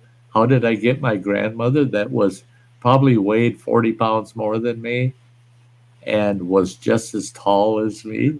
She was a big woman. How did I get her off the floor, the height of a bed, up into her bed? I have her roll over on her side. I put both my arms under her armpits and I crossed them across the top of her chest like this, held onto her arms. And I told her, now you reach over and over the top of my arms. And I'm going to just stand up with you. I'm going to pick you right up, standing up. And then we're going to sit on your bed. And she was so nervous that first time. But after that, the 2 times after that, She actually enjoyed it. I think she actually enjoyed it. Because I would pick her up and she'd be standing in front of me. And I always picked her up so we're both facing away from the bed. And I'd take Yeah. one step back and I'd sit on the bed and sit her right in my lap. And she was so embarrassed the first time I did that. Sat her right in my lap. And I said, Grandma, now we're both going to roll over on our side like we're spooning. And we did. We rolled over. I pulled my arms out from her. And she's laying on the bed at about a 45-degree angle. And she rolls over and she can pull her. I help her get her legs up, but pretty much she can get her legs up. And she goes, oh my gosh, that was so simple and only one person doing it. She said, it's because of that. That's why I trust you. I said, oh shit, okay. And I said, but you need to be your hygiene and dressing and being put to bed, out of bed, those things. Yeah. I can't do for you. I said, I'd prefer not to do that for you, to have someone else. She goes, that's why your wife is here. And she asked my ex-wife, she said, would you do that for me? Help me keep clean and washed and get dressed each day and undressed and get me into bed. Help me with some of the housework stuff I can't do, like making the bed. Oh, my grandmother, that was, if there was a wrinkle in the cover on that bed, yeah, the roof came off the house. No.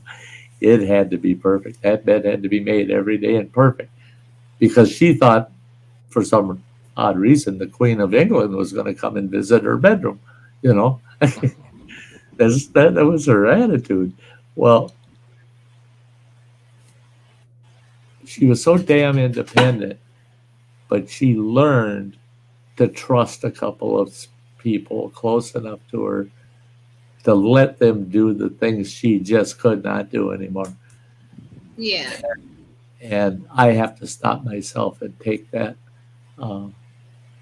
That's kind of similar to what happened to my nan, because when my nan had her first fall, she was having some community carers go in to get her dressed in the morning and put her to bed at night. And then when she had her second fall, the carers basically said that she was too severe to be looked after out in the community. So the next stage was to put her into the nursing home, and she went mental. She was like, I'm not ready to go into a nursing home. They're like, well, unfortunately, due to your mobility and the fact that your family can't come here 24/7 to care for you because they're working, you can't be here on your own, because if you fall again and you do your head or you do something else again, you're going to be not looked after. So she's been in there, 2 months now. So hey, MJ, it's good to see you, Matt. Hey, Marine Mom. Marine Mom's in the house. Great to see you, girl. Awesome. Hey, she's been here, just didn't want to interrupt. You can interrupt anytime you want. Oh, yeah. You help yourself. Just interrupt. Say, shut the hell up. I got something to say. Hell yeah. Yeah. Your family, girl. Yeah. Just butt in. Just, hey, wait a minute. You guys been talking enough. My turn. Shut the hell up. But yeah, those levels of independence. My mother was worse than my grandmother. She got hurt so many times. She hurt herself. One time we were at a restaurant, and my daughter came out. She goes, Dad, we need to do something. I go, what do you mean do something? She goes, about your mother.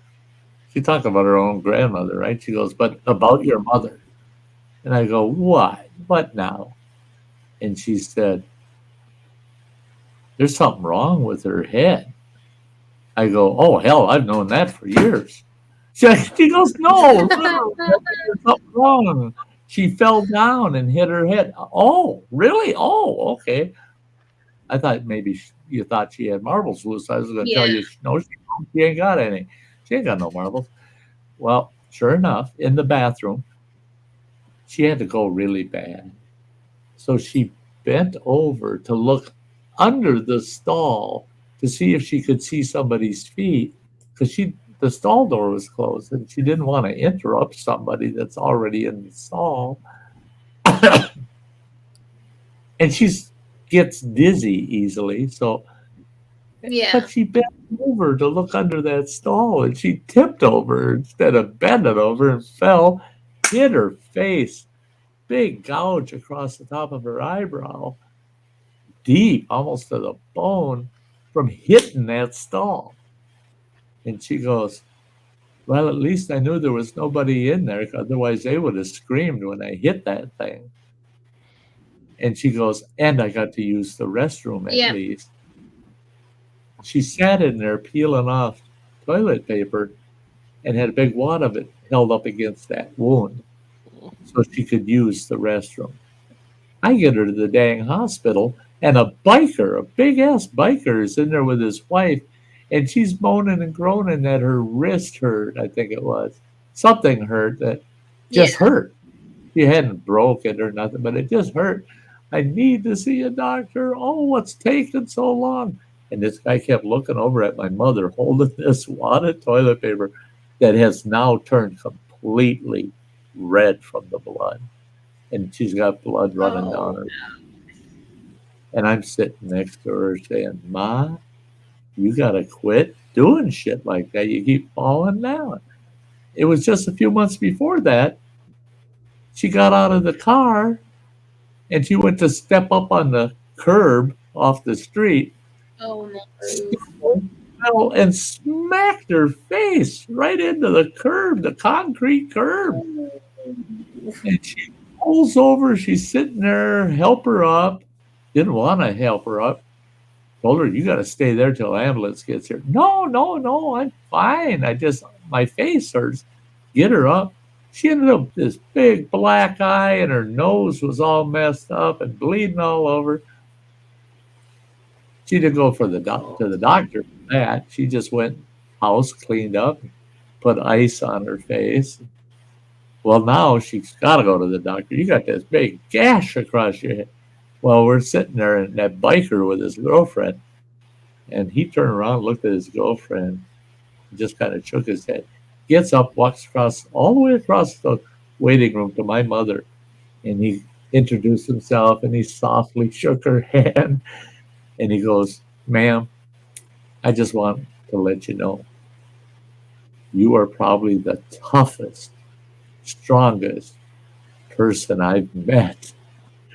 And he says, and I've met some tough people in my life. And she goes, I'm not that tough.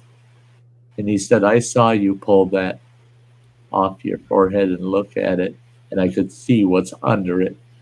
He says, lady, you should be laying on a gurney right now. You should not be sitting in a waiting room, patiently waiting for your turn. And he turned around, and all the way across the waiting room, he yells at his girlfriend, you're not going in until this lady gets taken care of first.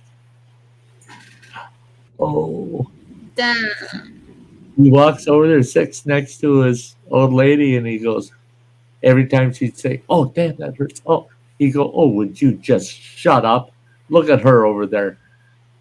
Take one look at her, and you'll know you need to shut up. I'm sitting there like, wow, this big-ass bad biker is just praising my mother for being stupid and bending over in the restaurant. You know, eventually, she fell in her home. She's got this square coffee table that's got sharp corners. She trips and falls. Luckily, she had a telephone sitting on that. Smacks her eye. Bleeding everywhere. When the EMTs left, once they transported her, My sister said, you should have seen that living room. I had to hire a professional cleaner to come in, get the blood out of the carpet, and to clean that coffee table. And she said, but what was really bad was the telephone. It was a princess style phone, one of those long, narrow ones, and it was white. And she said, I saw that phone and I just like, oh my God. But they cleaned it, she said. And I go, it was that bad? She goes, that bad? There wasn't any white left on the phone. The whole phone had turned red from the amount of blood she lost. And she said, in her handprints on the coffee table where she was trying to get herself up. But the reason the phone was so covered was because she used it to call for 911 for emergency. Well, they got her to the hospital. They had to remove the eye. She ruined the eye. Yeah. And they're letting family in to see her.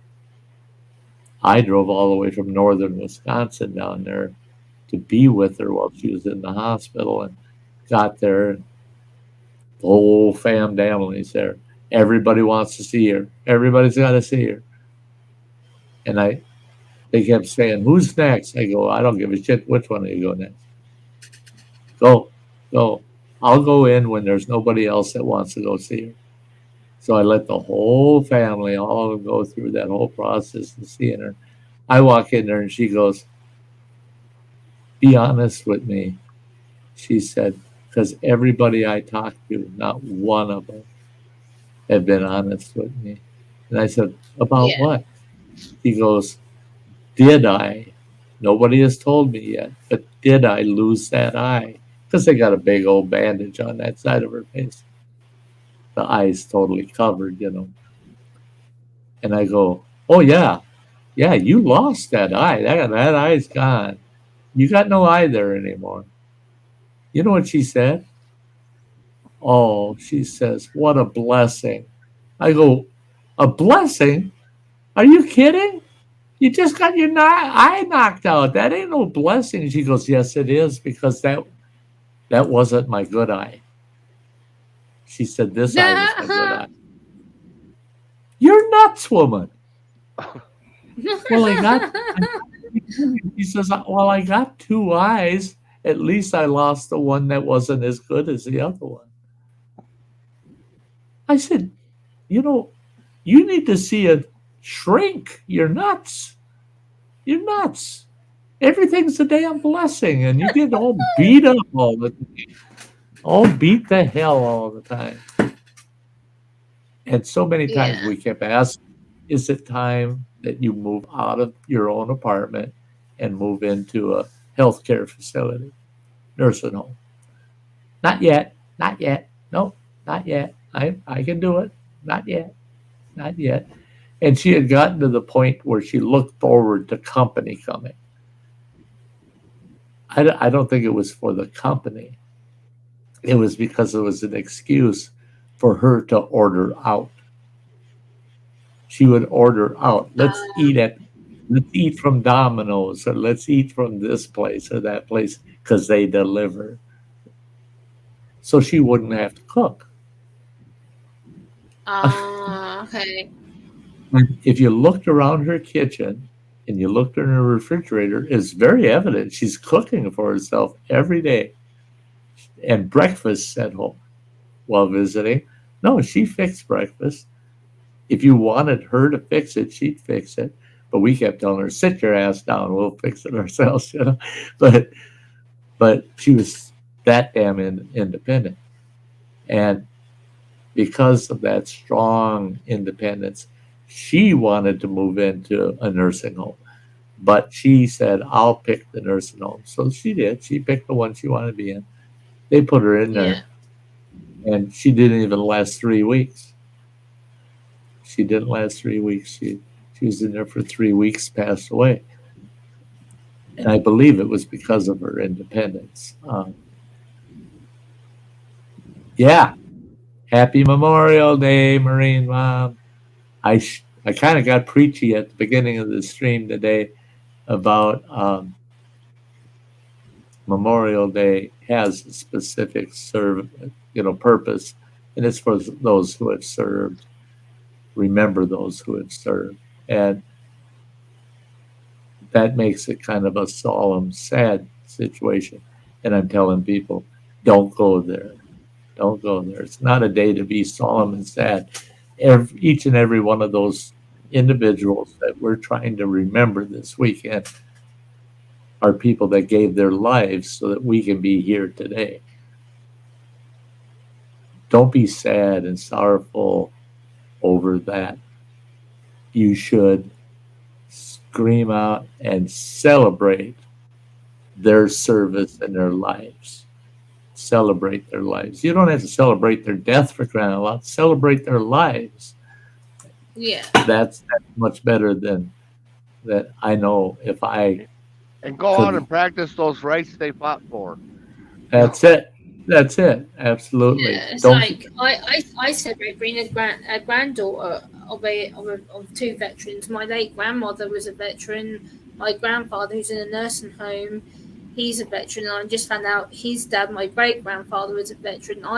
I celebrate because I think, well, you know, they gave up their life to serve. They gave up all their lives, everything, and like now I have to think if it wasn't for them, I wouldn't be here. So I know that I'm grateful that they've done something for this country, that they've fought for our rights, and that makes me happy knowing that when I can look back on memories, I know, well, at least I've got two veterans who I can look up to because they've done something. Right, and that's it. Is I was fortunate in our family. Didn't have any of our family vets end up losing their lives. But all of our family vets, except for one that I'm aware of, all saw action. And they could have very easily have not come home. So all of those that served, especially during any wartime, took that risk of being put into action. And can you imagine living with that, saying, oh, I am so happy I got this cushy job here in America. I don't have to leave. I'm here in America. I got a cushy job. The military is taking good care of me. And the next day, they could possibly call you into active, and they're shipping you over to some foreign country to fight a war for somebody else, and you may not come home. Can you imagine spending a year, 2 years, 3 years in the military, going to bed every night thinking, God, tomorrow they might put me into active? You know, they were living on the edge, on the precipice every single damn day, not knowing whether or not they're going to be sent out and put in harm's way. I'd rather just get thrown into harm's way. And I'd rather be put into harm's way and know what could be coming. I wow. I think different without your glasses on. What's that? I think it's only like the first. I said I didn't realize how different running water looked without his glasses on. Like when he just took them off to clean them. I was like, huh? Yeah. Because I'm not used to seeing him with his glasses off. He always has them on. Yeah. God, he's ugly. God, he's ugly. I don't see. No, there's no fixing that. His eyes look brighter. When he just took them off, I was like, what? And his eyes look bright when he took his glasses off. Well, and my glasses, they're the eye doctor. You know, whenever I would see them, they always referred to it as a nuisance prescription. Because it's like 19 and a half. You know, it's like I'm like 6 inches shy from having 20/20. You know, so it's like I can see fine, I can function without my glasses. It's just that, you know, you get out there 20 feet or more, then it starts to get a little fuzzy on the Yeah. edges. You know, And the thing Yeah. is once, even with a very low prescription, you start wearing them, your eyes become dependent on looking out those lenses. Yeah. And then you take them off, Yeah. then your eyes are, it's unfamiliar to your eyes to not have that lens there. Even though it's not making a huge change, it's enough of a change that your eyes without them are going, something ain't right, you know? And so you get to that used to, I'm so used to point that without glasses, you're screwed. You just like, Yeah. now I've I got to feel get like I permanent can't ones see next shit month unless, because yeah. my See eyesight's now gone me, downhill badly. I can't see shit close or far anymore without my glasses. Now my shades aren't prescription. I'm looking though. I looked at Senny the other day. They're running on her, but I can read things like close up, but if I can't read things that are far away from me, I have to have it so it's like near me so I can see it. Because my eyesight is appalling. there you go, Marine Mom. Thank you for saying that. I love that. And my heart goes out for your family for having a loss in one of the wars. It's Absolutely, tough. Marine It Mum. I is hope your son comes home. the Yeah, I had family that had some very close calls. Um, I had this second cousin, Donnie Schoen was his name, and the he was in the Navy. He worked on a sub. Yeah, he went down in a tin can, and Yeah. he was one of the engineers in the forward torpedo room. Well, their quarters right behind the forward torpedo room. There's a bulkhead there, and then there's their bunks. Each bunk sat on top of a torpedo. Oh wow. They got the bow shot off of their sub. They were halfway to Ireland from New York, and a U-boat caught them. Sent two torpedoes at them. The first one missed the bow. Second one caught the very tip of the bow of that sub, and he said we had the bulkhead closed to the forward torpedo Yeah. room. They never detected that U-boat, and it took the nose off the submarine. He said what freaked everybody out on the crew was getting back to New York, and all the way there, you lay in your bunk, try to sleep, and all you heard was the splash, splash, splash of the water hitting the bulkhead. They get into New York Harbor and it's calm. They opened up the bulkhead door. I don't know what happened to it, but my mother and dad had a picture of Donnie standing in the doorway with that bulkhead door open, waving at people on the docks in New York as they're coming in with that damn submarine with the nose blown off. Nobody knowing that, yeah, he was sleeping just inside that door on the left on the top when the whole nose of that thing got blown off. So he came within, I mean, yeah, I mean, it wasn't even a hair's thickness amount that would have killed everybody in that next section of the sub.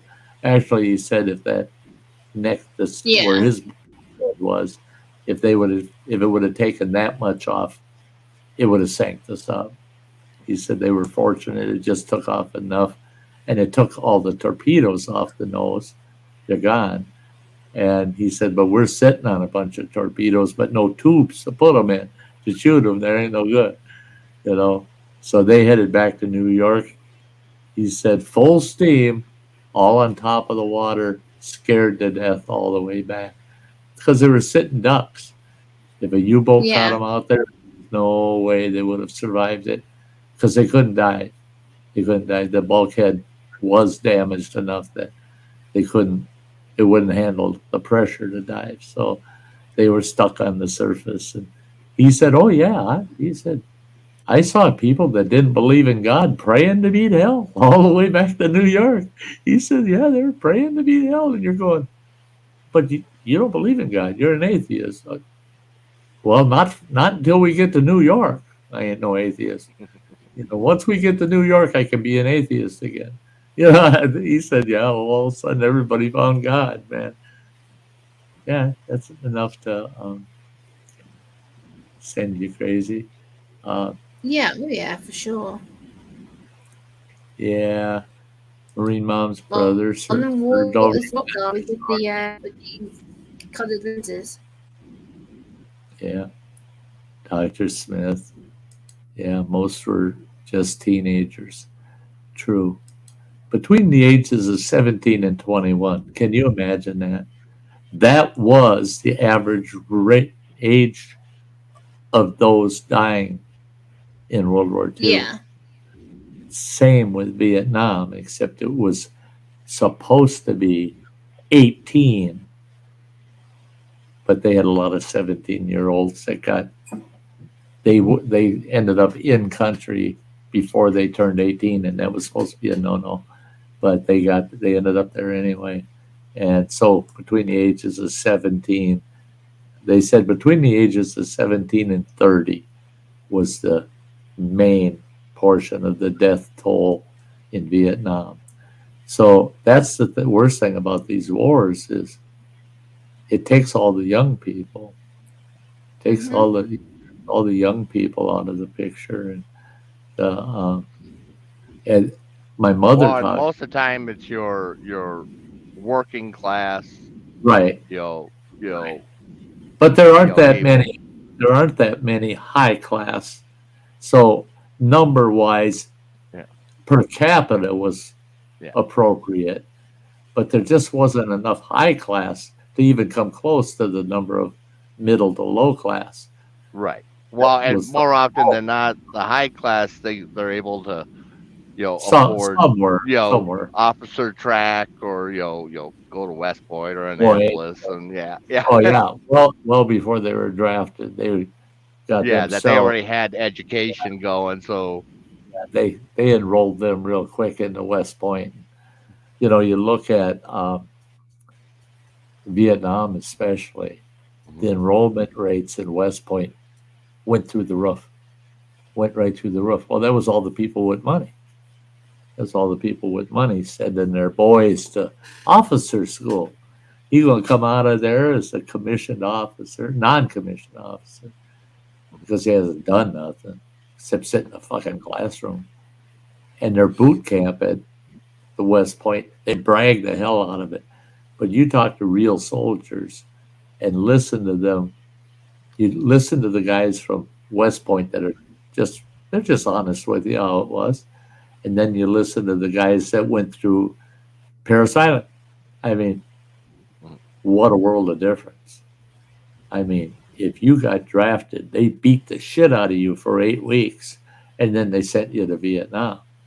And you go to West Point, they exercise you for 6 months, and then you become an officer. And if you get sent to Vietnam, usually you're in the rear with the gear. You're not out on the front line. And just low-level officers on the front line. Anybody with the right connections, they were in the rear with the gear. I'm still somewhat of a disgruntled American citizen.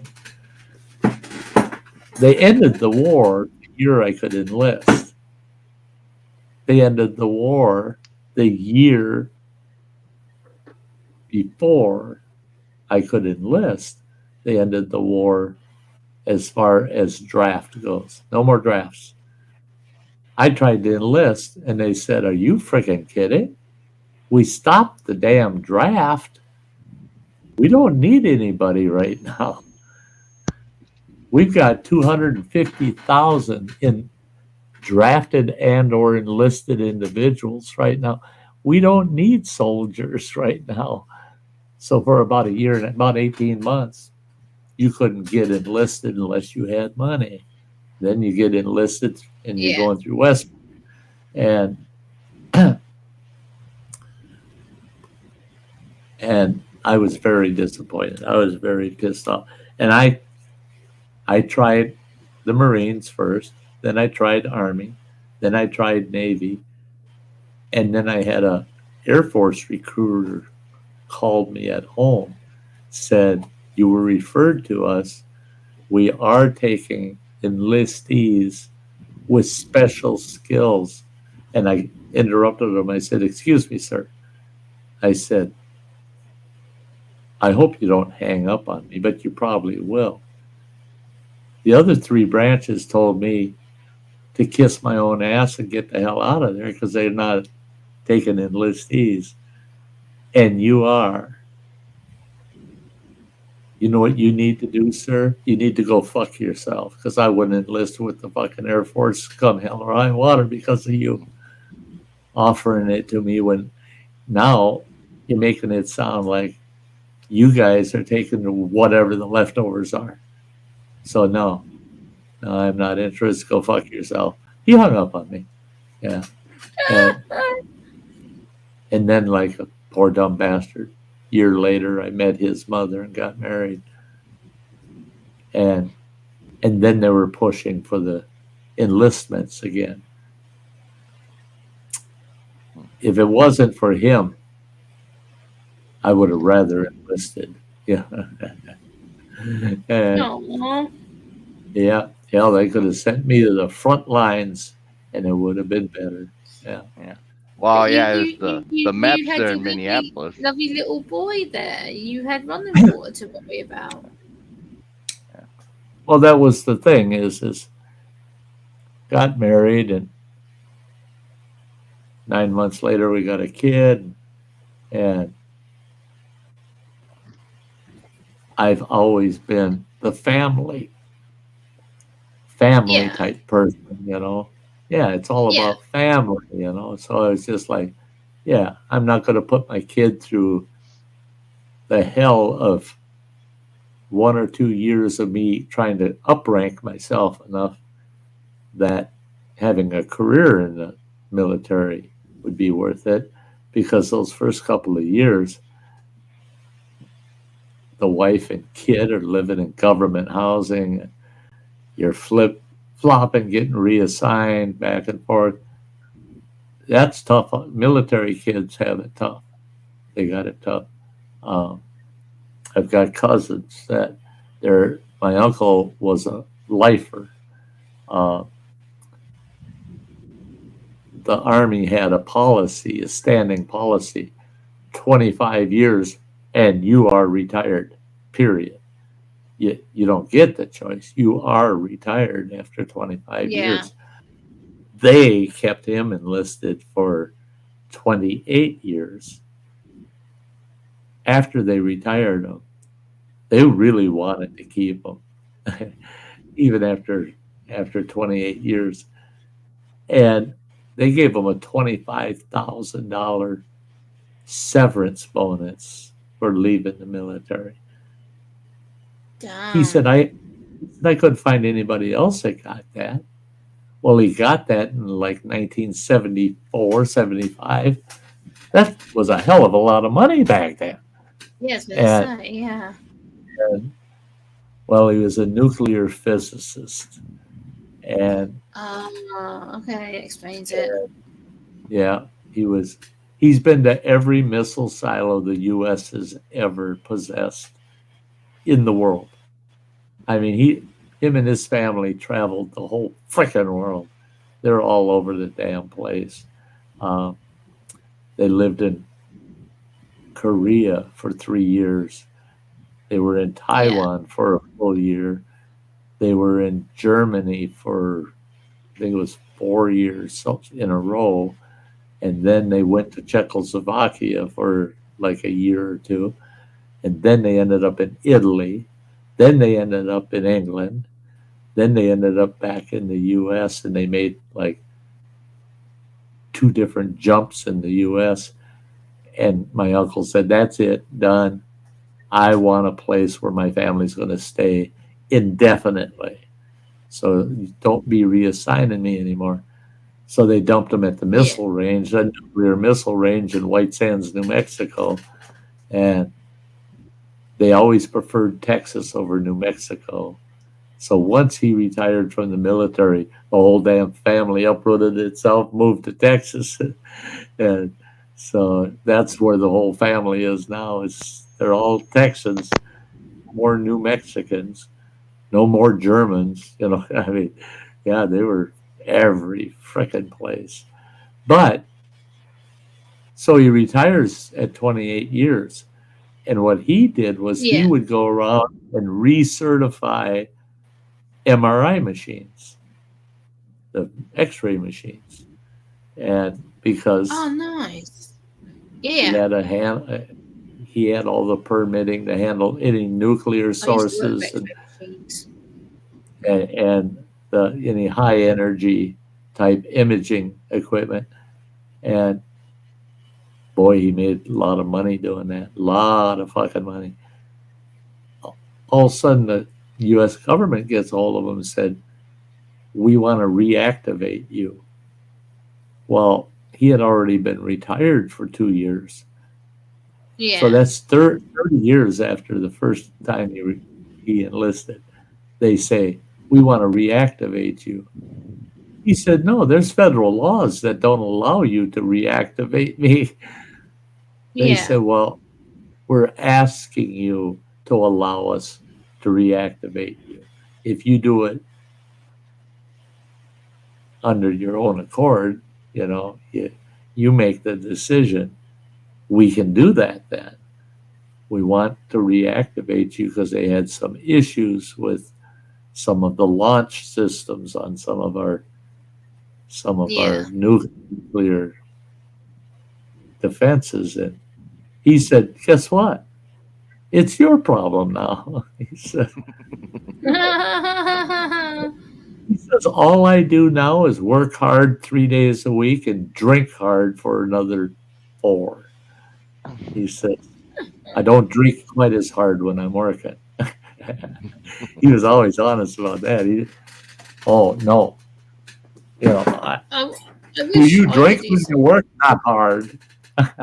Yeah, I wish I could do something for the military, but unfortunately, the UK rules are somewhat redundant and ridiculously stupid, and they don't allow people with certain medical conditions or what they call psychiatric trauma conditions. So people like myself, unfortunately, are not allowed because they see it as a psychiatric trauma, which is ridiculous. Right. Where there's divisions within each class of military that your skills could be used.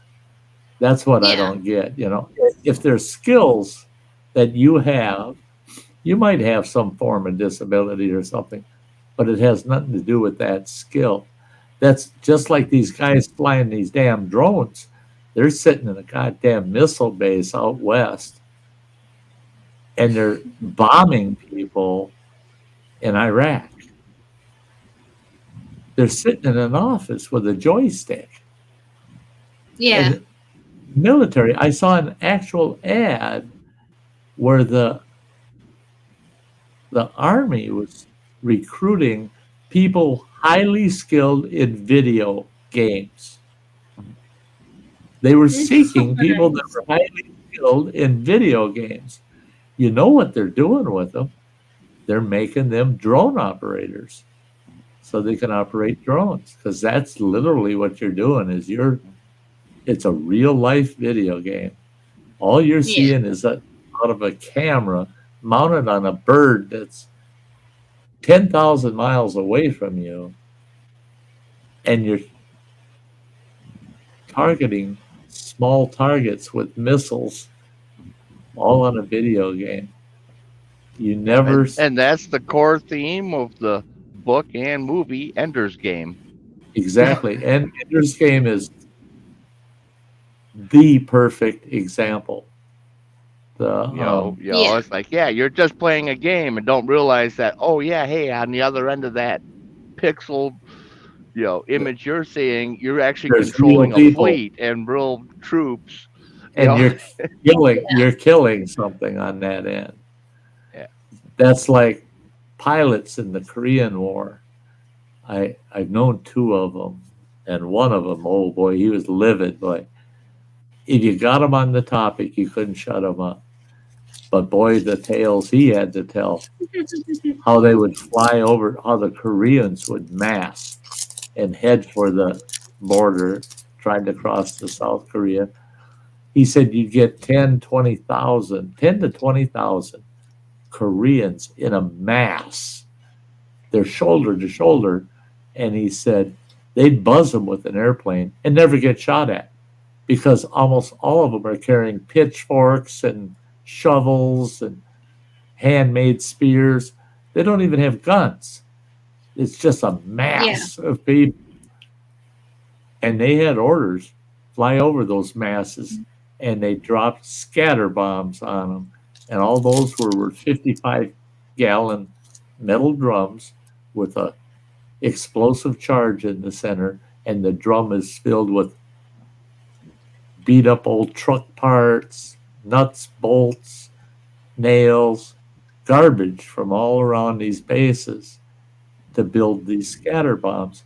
And he said you drop them, and he said that was the scariest thing in his life. You drop a bomb in the middle of this mass of people, and you blow out a 50-foot diameter. Everybody's dead within 50 feet of that bomb. And that hole would just disappear with bodies, people walking in. He said it's like it never happened. All of a sudden, it's just that mass closes up and they keep moving. He says, so every time you drop the bomb, you see how many people you killed. And within 2 or 3 minutes, you can't even see where the bomb hit because it's a mass of bodies, again, moving towards the front line. And he said that was scary as hell, seeing that many people together and so many getting killed every time they dropped one of those bombs. And it didn't seem to slow them down. And he said they wouldn't let them drop them at the front of the mass because the odds were there were South Korean and American forces on that line that you could end up taking out with one of those bombs. So they had to bomb into the group of people further. And he said it didn't work. It just didn't work. And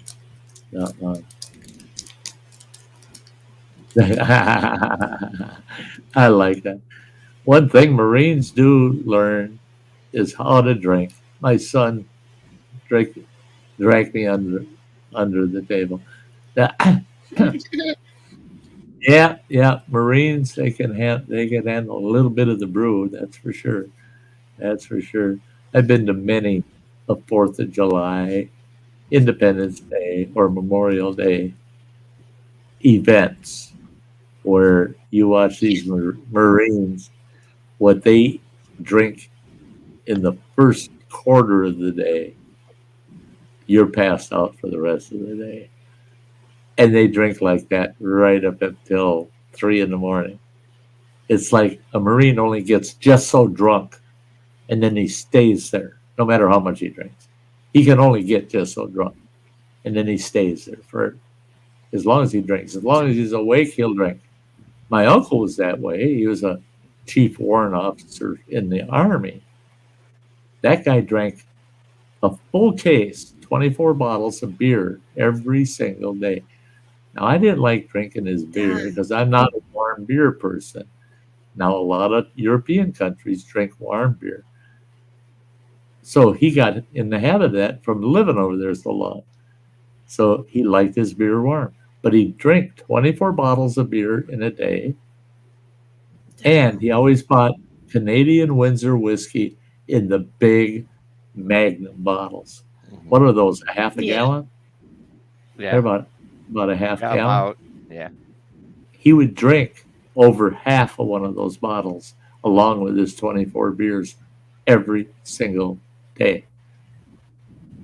I stayed with him for 3 weeks, and I never saw a day that my uncle didn't get up and he gets a cup of coffee and his Magnum bottle of Windsor, and he pours himself a highball of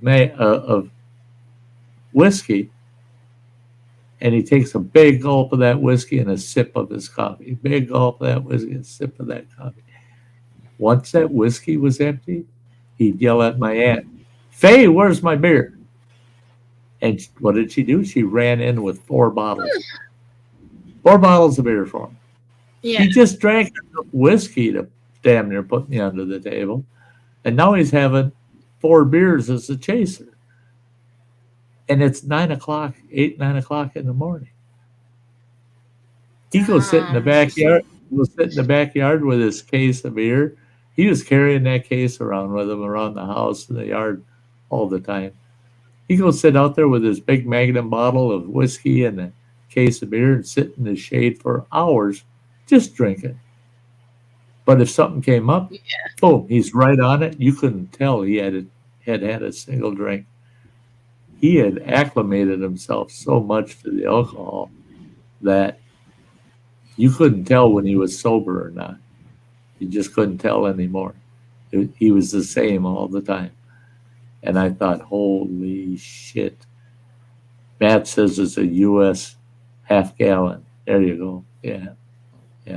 Talking of being drunk, I'm gonna send you a video of me from Friday. I went out drinking with my dad, and my dad thought it'd be funny to play darts in one of the pubs we were at, and Gemma was struggling to stay on her feet, and the darts were flying everywhere.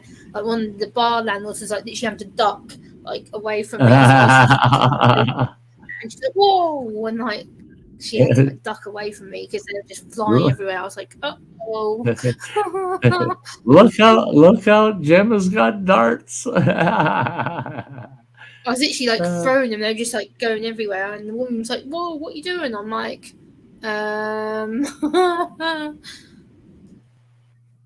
Yep. I've got a Magnum bottle of what is that running one? That's cherry. Yeah, the Windsor Black Cherry. There's a couple of those in there. There's one down below also in that cabinet.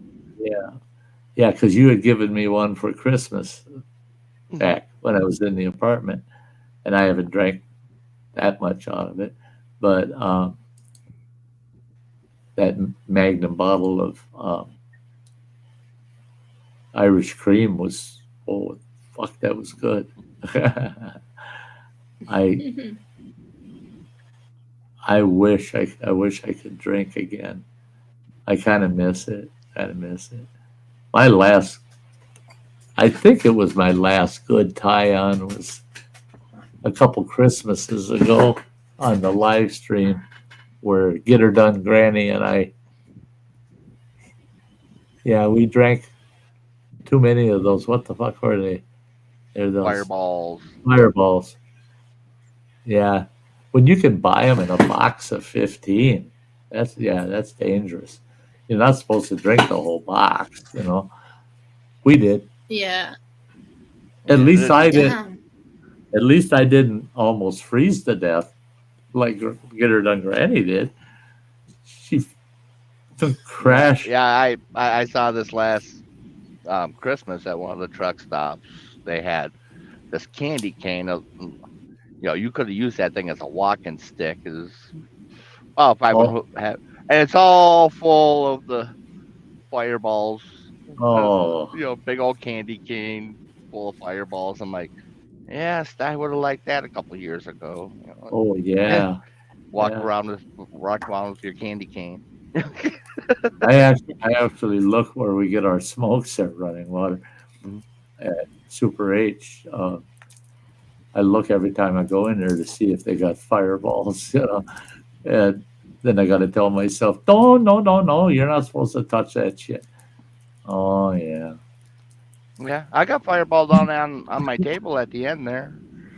Yeah, you got. pint, isn't it? Yeah, that little pocket pint. Yeah. The Probably and last me another 2 years. I've been tempted to just take a sip. A sip ain't gonna screw me up, but I'm a little nervous because it might taste too good, and then all of a sudden, well, another sip. They're only sips; they can't hurt you, right? Now, one sip won't hurt you. It's after I've done about 20 or 30 of them. Oh, Jim had dropped. Okay. Yeah, after you drop 20 or 30 of those sips, Marine Mom says may help you sleep. Mm-hmm. I've thought about that. I really thought about that. I thought I should do a couple of, or at least one double shot, not take the pain meds, just take a double shot of a good higher proof whiskey or Fireballs, and then see if that helps me sleep at night. I wouldn't dare tell the damn doctors, man. They'd have a conniption fit. Yeah. Well, and I've got some good stuff up in that cabinet there. I think you'd Oh, like yeah, that butter pecan whiskey is pretty good. Uh-huh. Yeah. The, like drinking pancake syrup. yeah. Well, that's like back in the day when I was so into blackberry brandy, man. Mm-hmm. I drank blackberry brandy like it was Kool-Aid. Same with lime flavored vodka. I'd buy a quart and I'd drink that quart in a matter of a couple hours. I'd stick it in a cooler full of ice and go out on the big boat. I had that 28-foot Chris Craft back then. I go out on the big boat and everybody on the boat just, oh my God. I had one gal, I caught her pouring some of my lime flavored vodka in her freaking cup. I headed right to shore and told her, get the fuck off my boat. Nobody touches my lime flavored vodka. I mean, and she was a sweetheart too. Boy, I should. She's one you want to keep on your boat. Not if you're drinking my lime flavored vodka, you ain't. No, I wouldn't let the Pope have any. Yeah, know your own body more than the doc. A lot of times, you're absolutely right. A lot of times, you know what's going on a little better than the doc. And I understand that and my doctor is real about that shit. That's why I love my cancer team and my primary doctors, because they are real with me. They come right out and say, how do you feel? And you tell them, well, it hurts here and it's weird. This feels odd. I got this nasty stinging here. And they're listening, taking notes. And they'll come right out and tell you, what do you think would help? I've got this, I've got that. That might help. Do you want to try those or what? And when I say, well, you're the doctor, and they go, but you're the patient. You know better than we do what you're feeling. And that shocks the hell out of me. They're saying they can't know exactly how I'm feeling, that only I can. And I'm like, God damn it, where do these people come from? That they understand the patient, Yeah, I feel pretty fortunate. Yeah. I don't like doctors that tell you what you're feeling. Dentists are the worst ones out. Oh yeah, no, you're just feeling pressure. It's like no, it's not pressure. Okay. If it's pressure, I'll grab you by the berries and tell me, yeah, no, you're just feeling pressure. Pressure, that's just pressure. Yeah. Matt JD, Tennessee. Fire or moonshine is far better. Mm-hmm. Yeah, and no.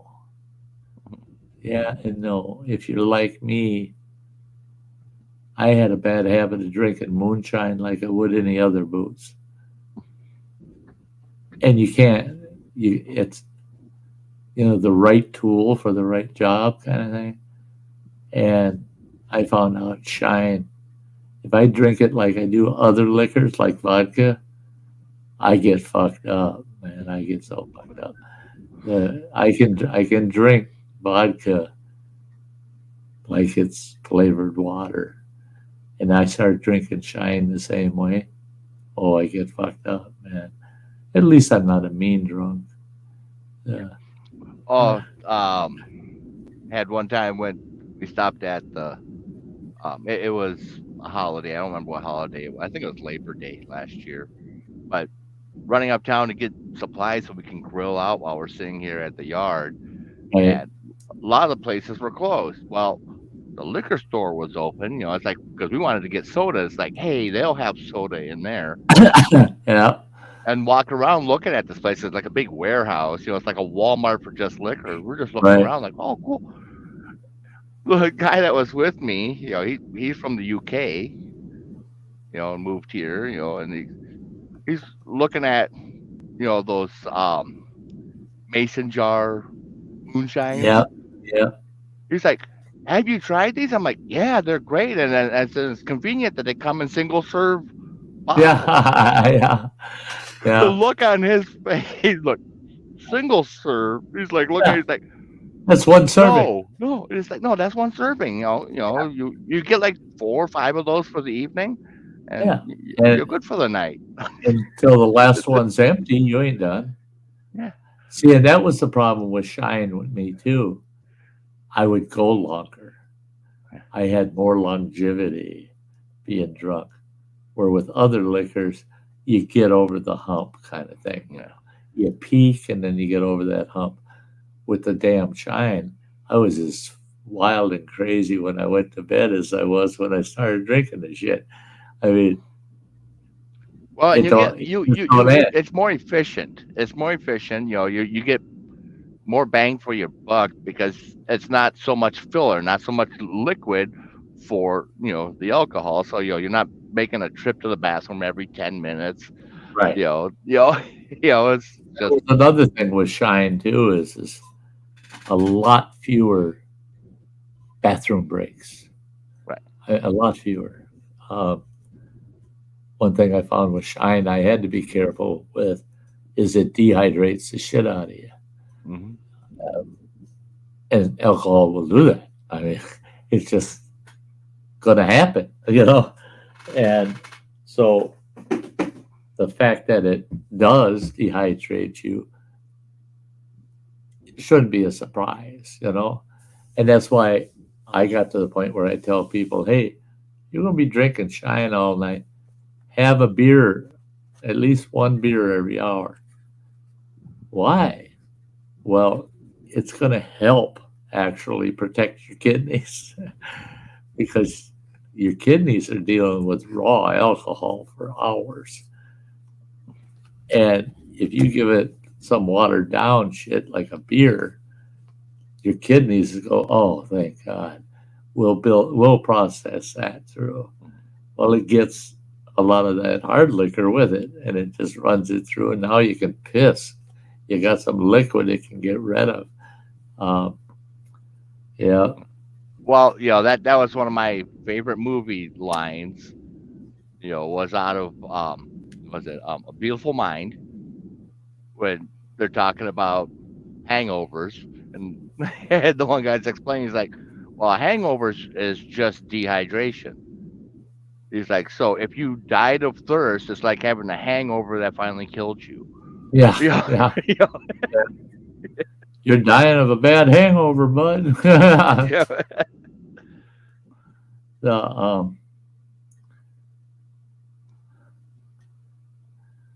The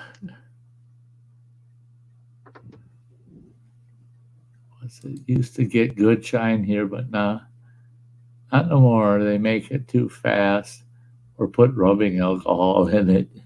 Yeah, no shit. Oh God, I had an he was an uncle of some kind, some shirt tail relative. And he was pure alcoholic. I mean, he's a pro. He was a pro alcoholic. That man would sit in church and he'd pull his little snifter out of his pocket. He had a little, real fancy one, all carved up. He pulled that out of his pocket. He'd tip right in church during the sermon. About every 5 minutes, taking a snort out of that. He wasn't shy about it. And every time somebody started harassing him that he drinks too much, he'd tell him, hey, look at you, you're fat, you eat too much. Look at you, you're skinny, you don't eat enough. You know, we can all point each other's faults out. He says, why do you pick me? You know, why are you picking on me?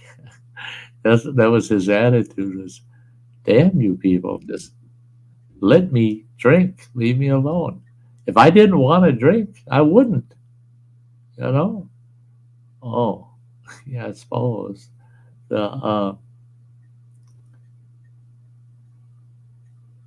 Yeah, alcoholics don't care, but that's what's killing them. That's right. Well, and that's it, is some of them, they understand this shit's killing me. But I like this shit, and I'm going to keep doing it. They get to the point where, no, if I'm an alcoholic, guess what? That's what I am. I don't want to change. I don't want to be a non-alcoholic. And those types, I learned over the years, I've met several, where they are committed to being an alcoholic.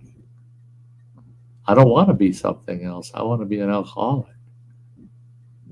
And I'm not going to change. You can preach at me all day long. I'm not going to change. Okay. I got to respect that shit. You know, they're making the damn decision and they know they are. And they'll admit, oh, yeah, I'll probably die of cirrhosis of the liver or something, you know. and you just like, okay, you know, I can't imagine having to live that kind of life, but okay.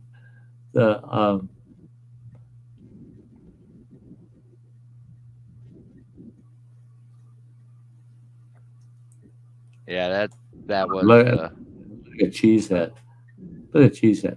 I've seen better horses' asses than what I see now.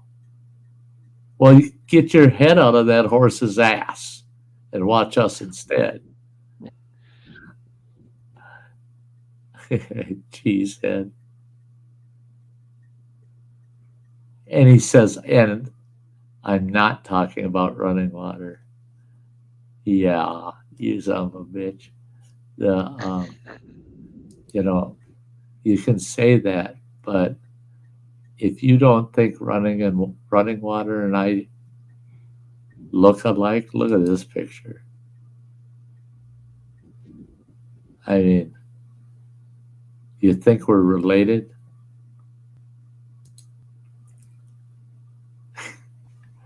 Watch it. You can't say, well, that's got a horse's ass, but that don't. But that's my colt that came out of my loins.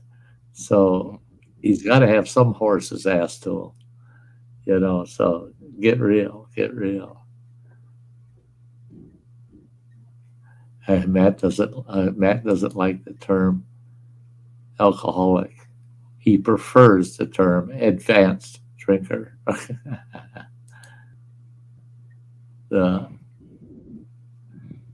Yeah. Hey, Cheesehead, this week I'm digging that screen house out for you, buddy. Yeah, and I'll get a hold of you once I got it out. Once I got that thing out of that trailer, I'm going to get my Jenny out and get it all tuned up and get it listed and sold. And I need the money to fix my truck and some other shit. Yeah, so yeah, I'm going to sell some of those big ass items you wouldn't usually sell in a yard sale, you know. Try to sell a generator in a yard sale and get what you want for it. we've got a couple of women in the area. Junkyard Sally, you know her, running water.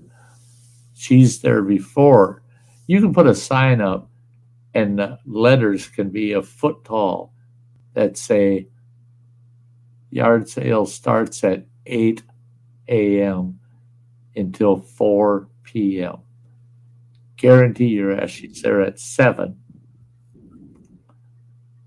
And she, if you got the shit in the garage, she'll check every door until she finds one that's unlocked. And she's in there finding the shit she wants. You can go out there and tell her, get the fuck out of here. The sale don't start till 8. She'll go, no. It starts when you get customers. And she'll argue with you for hours. She's a true Karen, that one. And I actually called the cops on her once at a sale I did. Called the cops. She was there 2 hours before the sale started. And she's digging through shit. And then trying to bicker with me. You can give that to me for a lower price. I said, 3 days from now, maybe. But not 2 hours before the sale starts. Are you fucking mad, woman? Well, yes, she is. She's nuts.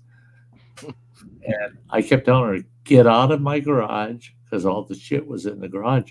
And half of that shit would end up out in the yard because we had so much to sell.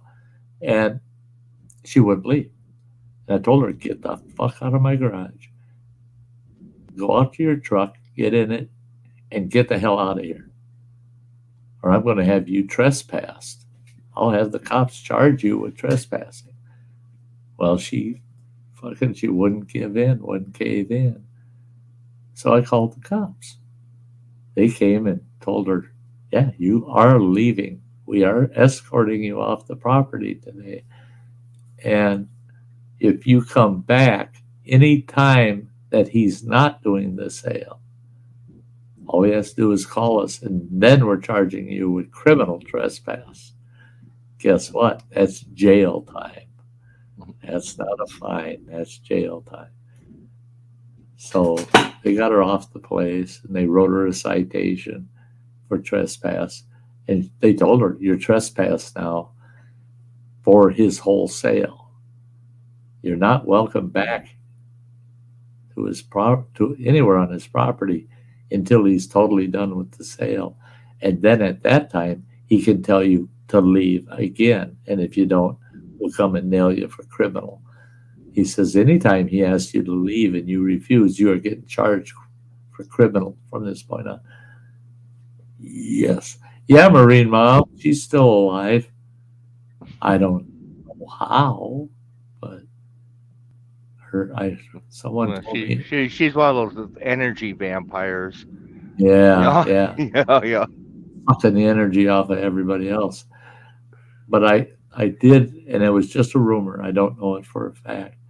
But I did hear that her sister had passed away. I know her sister went through cancer, but they told her, you're technically cured, because she made it 5 years without a reoccurrence. But I heard that it did reoccur.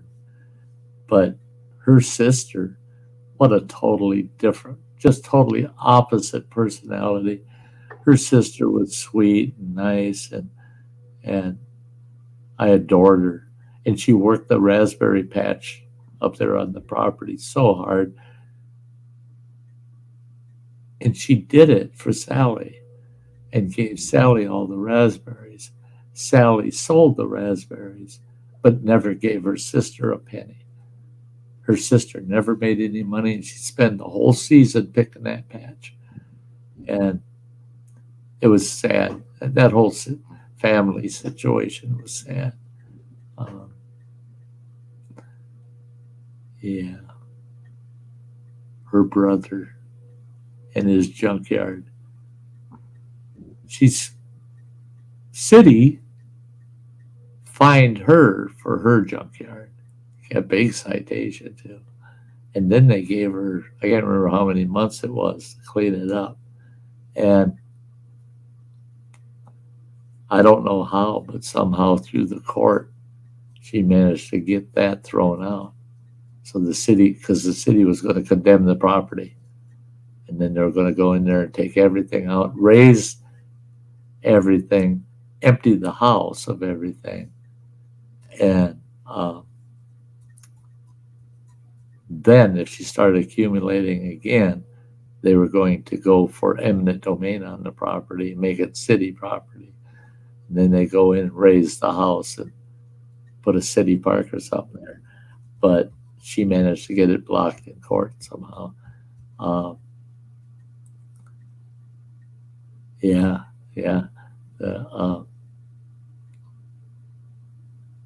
It still looks about the same, Marine Mom. You drive by it and you go, yeah, it's Sally's place. Yeah.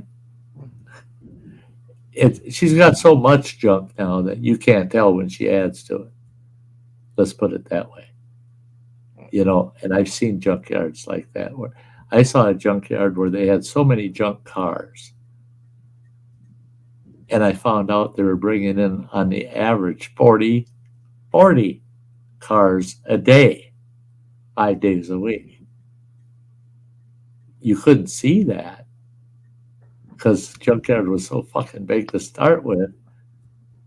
40 cars was such a small amount of the cars they had. They had over 4,000 cars sitting on that property. 40 cars a day, you never saw the change. It was hard to see that the piles of cars were getting higher or spread out more. You just didn't notice it, but here they were taking in 40 cars a day, and they were crushing 30 cars a day. So they weren't even keeping even to keep the place down. They weren't even. So out of every 40 they were keeping 10 of them because they were only crushing 30 of them a day. So that means there's 50 cars a week that aren't getting crushed and sold. And boy, when scrap was up there, if I were those guys, I would have had 10 crushers hauled onto my place. Crush every single one of these fuckers. Ching, ching, ching, ching, ching, ching, ching, ching. Oh no, the same routine. And I look at them and they're junk hoarders. They're not trinket and clothes hoarders like you see on TV. These are true junk hoarders where, no, they don't want something for the house. They don't want something for the yard. They want a vehicle. So they collect junk. This one I saw, I couldn't believe it. That was in South Dakota. Big fucking place, about 200 acres. It was nothing but heavy equipment. Bulldozers, backhoes, and cranes, and they're on top. They're stacked on each other and shit. Because the guy that, I can't remember the actual name of the junkyard, but it was so-and-so's salvage yard. They ain't salvaging nothing because they aren't reselling any of it. They're just hoarding it all.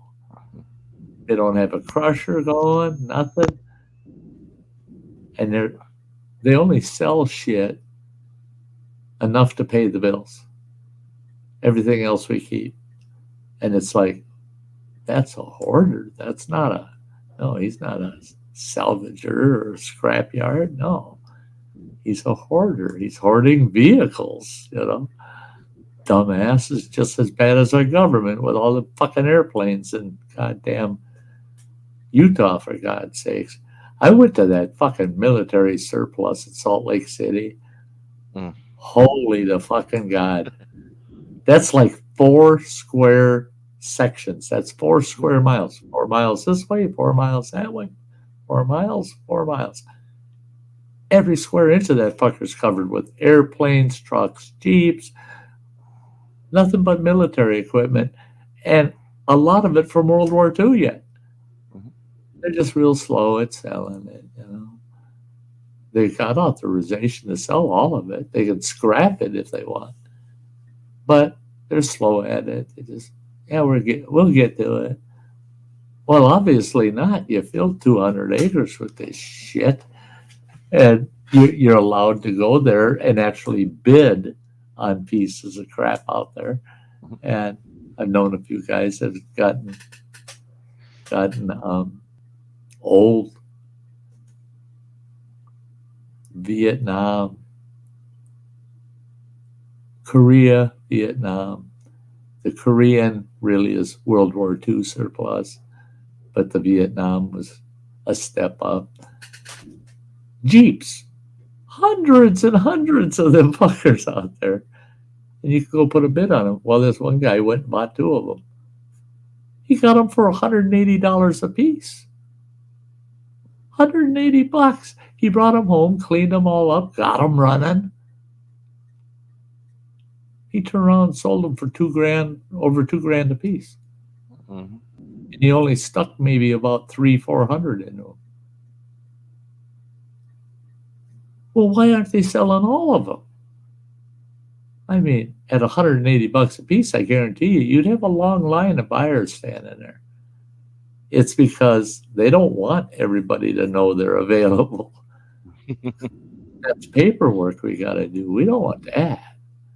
We don't want to have to do that shit. Our job's cushy. That's one thing I miss from down there in Iowa, that one junkyard. Everyone called it the boneyard. Mm-hmm. And what it was is it was like a municipal airport that was out there. Uh-huh. That could handle like the Lear jets, Yeah, smaller. yeah. Right. So it's good sized tarmac out there and stuff, and several Kwanzaa huts out there. And it got shut down when they put in the bigger airport. Sure. It started doing everything out of Cedar Rapids. Well, this guy bought the property, Sure. And it was like 500 acres. It's all full of cars and pickups and heavy equipment and stuff. But you come in there, and you can fill out the little waiver and pay the fee to use one of their little golf carts with a trailer, and it's got a toolbox on there. Run around and get parts. And you get a map, and he's got the pavement all painted out. The blue section, those are Fords. All those sections, yeah. Orange section is the Chevys. Yeah. Yeah. And then in the Kwanzaa huts, it's parts that they've already pulled. It's like you need something for the rear end of the car, you go in this one. It's like, it's like pickup boxes. Like your pickup box is rusting out on the pickup. Well, you just go in there. It's like, hey, Ford Ranger box. Okay, I want one of those. Stacks of them down, and it's like just so organized. And talking with that guy, and his wife out there, and he's like, I like stuff to be in order, and be able to keep track of what I've got out here, and he gets regular traffic of people coming in there. His wife, she's like, he used to work for Detroit Motors, and he never gave, like, he was in charge of inventory and logistics and moving stuff around the plants, and he never gave it up. That's like, I don't remember the name of that place, and I should, because I bought so many fucking motorcycle parts from them. They were down in Chaska, Minnesota, down by Shakopee. I can't remember which highway they were on, but no, wait a minute. No. What is that runs through Shakopee? 169? You got 169 and 13 that goes east and west. Okay, going. It was on. It's 13 you get on off of the interstate to go over to Shakopee. And then right. 169 and 101 go north out of Shakopee. Okay. Depending on if you're heading towards the cities or heading towards the lakes. Sure. So it'd be on 13 then, heading west. But you got probably about 5 miles, maybe 6 or 8 miles even, out of Shakopee heading west, and off to the south side of the highway.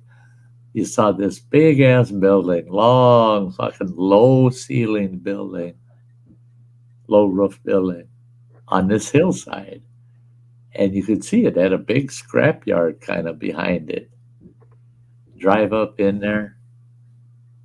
Every frickin' motorcycle that was ever built in the world, everything that was ever built on 2 or 3 wheels, they had parts for it. I went there to get parts for my Royal Enfield, for Christ's sakes. Try to get Royal Enfields in the Royal Enfield parts in the U.S. No, it's a British-made bike. In fact, they never intended on even tapping into the U.S. market with Royal Enfield. It just kind of happened with that era, the Indian and the Harley, and Royal Enfield thought, well, there may be people that don't like that style. They'll like the all chromed out Royal Enfield. Well, I couldn't find Royal Enfield parts anywhere. I went out to that place. I needed a magneto and something else. And I thought, it's a cold day in hell. They'll have them. I went there, and they took me back. And that whole building's a little section up front. It's motorcycles that you can buy and ride off on. They're ready to go. Every style you can imagine, too. They got old hardtail Triumphs, and I mean, chopped. They're fucking 9.5, 10 feet long. These sons of bitches that, all every kind of bike you can imagine for sale in that one section of the building. Rest of it's all warehouse. And you walk in there, everything is by motorcycle type, part type, motorcycle type, part type, So I wrote it down, or actually he wrote it down. I told him what I wanted, the magneto and something else. He wrote it down, and he says, come with me. And we walk back into the warehouse. He's walking back there. He goes, Royal Enfield, Royal Enfield. There they are. There's Royal Enfield.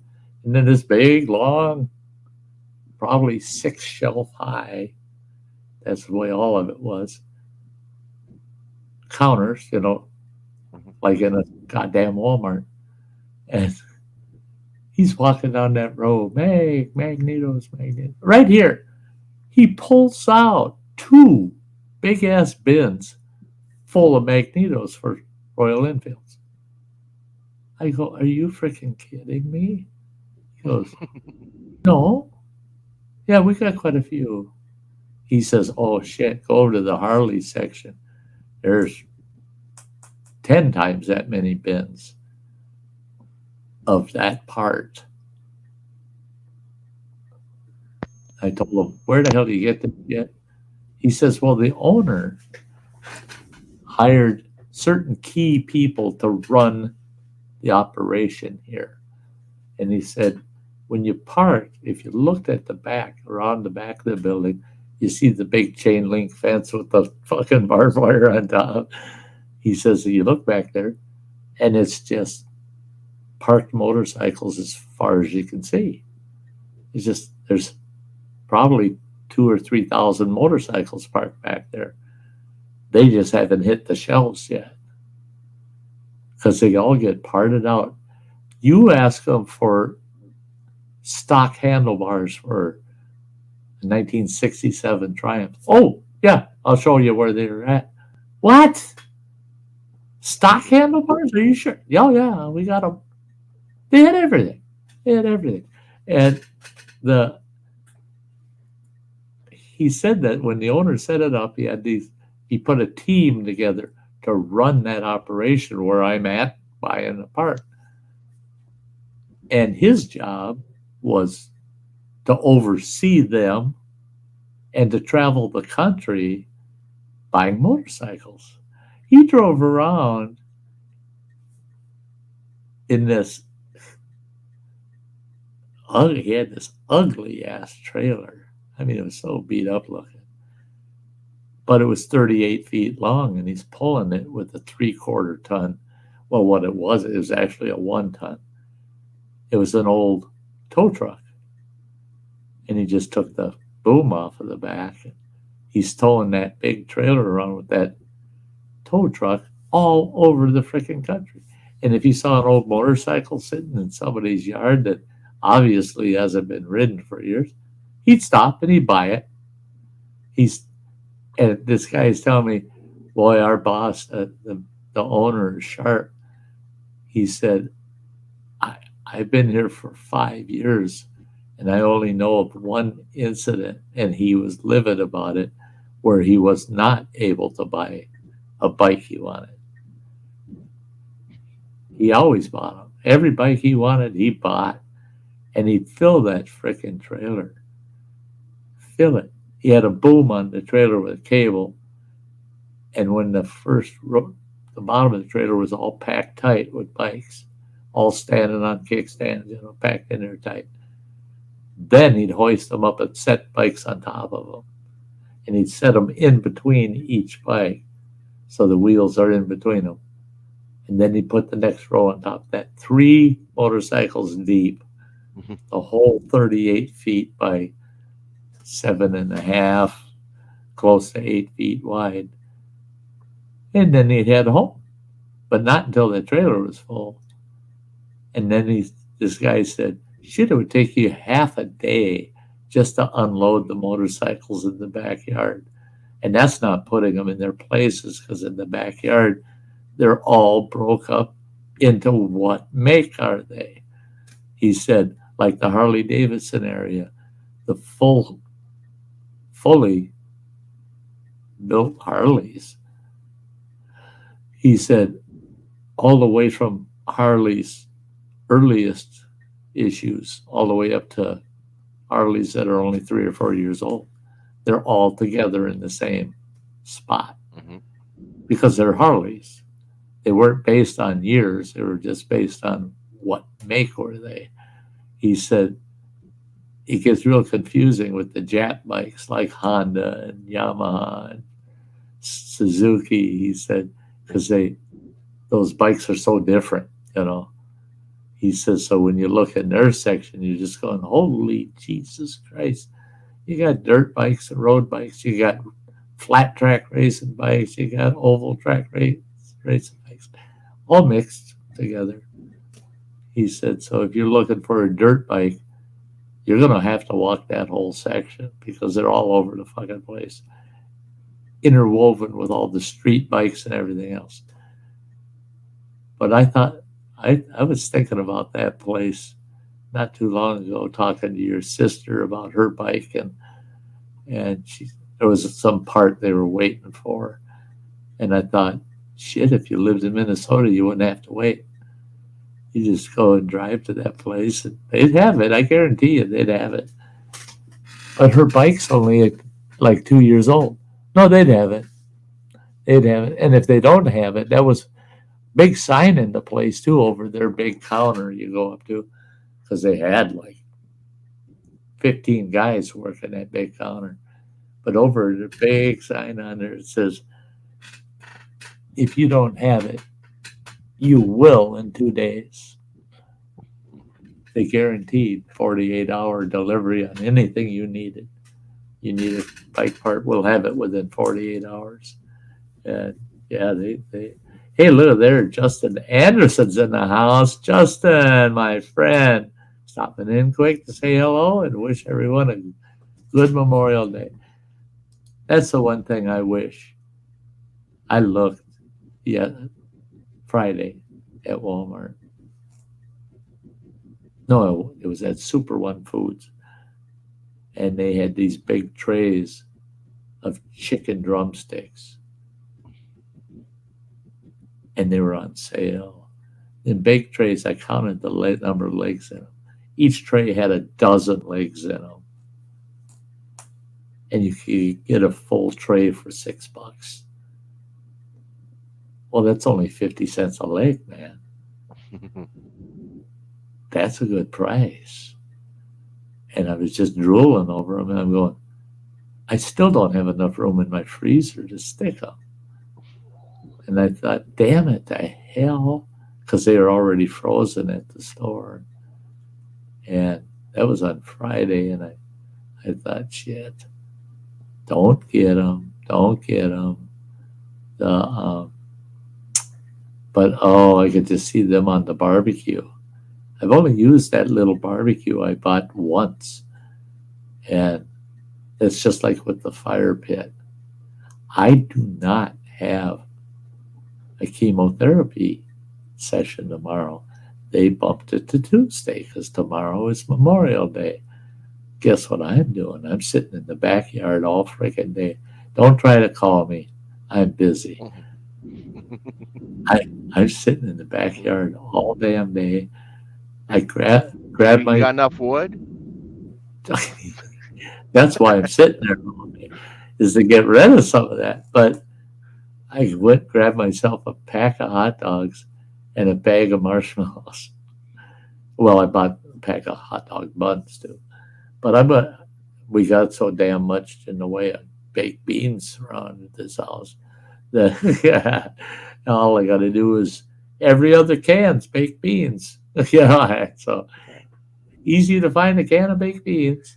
Yeah, And I know. I know. I had a few different baked beans that I gotten for that yeah, bean dish I was going to make. So help yourself that's to whatever flavors you want. that's still on the counter. The stuff you had bought for making beans, except for the big can of the actual baked beans. Those I put up on the shelf just to give myself some counter room. But all of the different beans, the butter beans and all the different beans you put in with them, those are still on the counter. But so I'm going to sit out there tomorrow, and I'm going to roast hot dogs right on a goddamn stick and marshmallows. Because I'm going to spend the whole day back there burning brush, cutting that brush up to fit in that fire pit. Sit there with the drag brush over, sit there with the loppers, cut it into length, throw it in the fire pit. I'll cut brush all day. And then when I want to roast some wieners, I'll grab a couple pieces of actual firewood, throw on there. And once that gets going, roast myself a couple of hot dogs and just sit on my ass out there burning Yeah, the fucking. I think I got that poker hook thing hanging up by the back door. So Is that the one with the red handle? Yeah. Got the little rubber red handle on the end? Yeah. Yeah. Now, what's that for? That's a fire poker. Oh, for poking in the fire? Yeah. Okay. Yeah, and I can't remember. I think that's one of the ones that has the blow through. So, oh, does it? Yeah, so you don't have to get your face down in there, Right. The stoke your fire. Thanks, Marine Mom. Yeah. Well, and there's that. I just want that box of the was it Fatwood? Yeah, where is that? That's on the back porch. Should be on the shelf back there, I think. On the shelf. I did find the last roll of the 13-gallon garbage bags. So we'll have to buy garbage bags a year from now. Because that box had 2 of those big rolls of them in there. Right.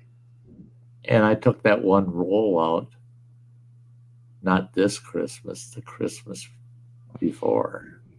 So it's been over a year, and I still got about that much in a roll, Right. Not as big around as a silver dollar yet, so there's probably another 10 bags, 8 or 10 bags left on that.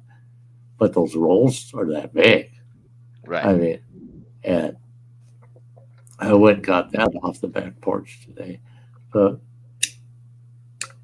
that's the only thing is you got 90% of the cardboard out of the back. I got to get the rest of it out of there so I can get to the shelves. I can walk around anywhere in there, but I can't get to the shelves yet because of those boxes that are still there. Yeah, that bale of cardboard I put together, that was heavy. I bet it was. Oh, fuck. I bet it was. Walking across the yard, going to put it up halfway across the yard, I'm like, oh, this was a bad idea. It's like, oh, I gotta make it. I should have done 2 bundles. Yeah, I was like, oh, I should have grabbed the wagon. Okay, now, so I make that decision this morning. I'm going to go get a lawnmower next week. And then the light came on. Oh, yeah, here we go. That means I got to go take the tires out of the back of that truck, at least 2 of them, and put them in the box of my truck because there ain't enough room for a lawnmower in the back of that truck, still in the case, the big box. Right. So I thought, okay, just take all 4 tires, put them towards the back of the tonneau cover. They won't get water in them. So now then your truck can haul something again.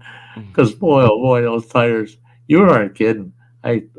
First time I had looked actually in there, lifted the tailgate, looked in there, I go, God damn, them tires are big. Yeah, they're tall enough that you can't roll them straight in. They hit the top of the hatch. You have to tip them to the side to get them in.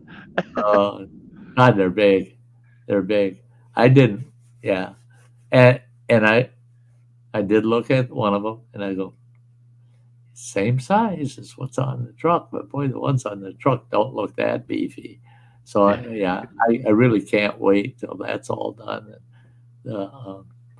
But I figure out within a week and a half, I probably will have that Jenny sold. I'll have more than enough cash, get the tires on, and probably get the truck into a shop, get it fixed. Well, especially if you put it on like Marketplace and it's beginning of camping season, there'll be plenty of people. Oh, it'll go fast. Generators are still flying off the shelves, and they can get $1,000 Jenny for $500. Yeah, they'll come and run it. They'll come and run it for that, and that's one where it's going to say firm on it and mean it. You even suggest you want to pay me less than what I want for it. I get lost. I don't even want to talk to you. I might play that nasty age-old trick and say, when they say, well, come on, take $350 for it. Let's see, that means I lose $150. Okay, here's what I'll do. The new price is, and they'll get all excited over the new price, $650. It's $650. I ain't paying you $650 for that. Come on. How about $400? Well, now you're going in the right direction because now it's $600.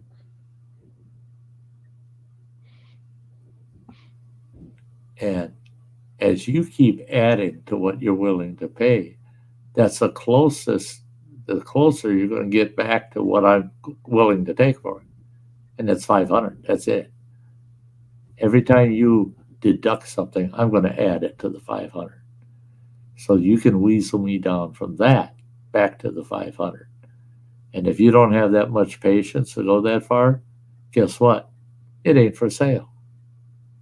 Because of you asshole. I'm not going to sell it then. I'll keep it. Well, if you didn't want to sell it, well, no, I did want to sell it until I had an asshole like you show up and try to screw me. So, no, it's not for sale. I'll keep the fucker till I die then. Bye. Get lost. Yeah, I'll use it to power my heart monitor. Fuck you. I had that happen. I had a preacher. Never let a preacher negotiate a price on a car for you. I let one preacher do it once. I've been offered 3 or 4 times in my lifetime where a preacher said, I'll get you a good price. And I'll say, no, you won't. Go away. Don't be anywhere near this situation because I'll get screwed. I know I will. That preacher, I had the chance to get a 1967 Dodge, what do they call it? Polara? I think it was Polara. Convertible. Beautiful 2-door convertible. Black with a white top, white seat, white interior. Looked flawless. The top He had replaced it 6 months before he was going to sell it. And he said, it's taking up space that I don't want it to take up. I just got to get rid of it. I got so many cars anyway. And he said, it's one less registration I got to pay for, one less car I have to insure. I just want rid of it. And I said, what do you want for it? $225. And this preacher's going to dicker with the guy to get it less than that. Well, when I bought the goddamn thing, we're talking 1973, when I was buying a car, and no, it wasn't a comment. It wasn't a comment. Dr. Smith says, comment? Question mark. No, it wasn't a comment. Polera, I thought. But anyway, so this preacher starts talking with the guy, and that guy did exactly that. The preacher said, we'll give you $150 for it. He said, if you want to give me $150 for wasting my time, I'll take it. But you ain't getting the car for that. The preacher said, okay, how about $175? The guy goes, now you're just getting irritating.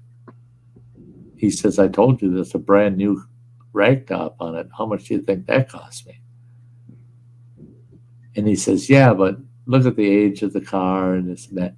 Well, 1967 and 1973, the car was 6 fucking years old.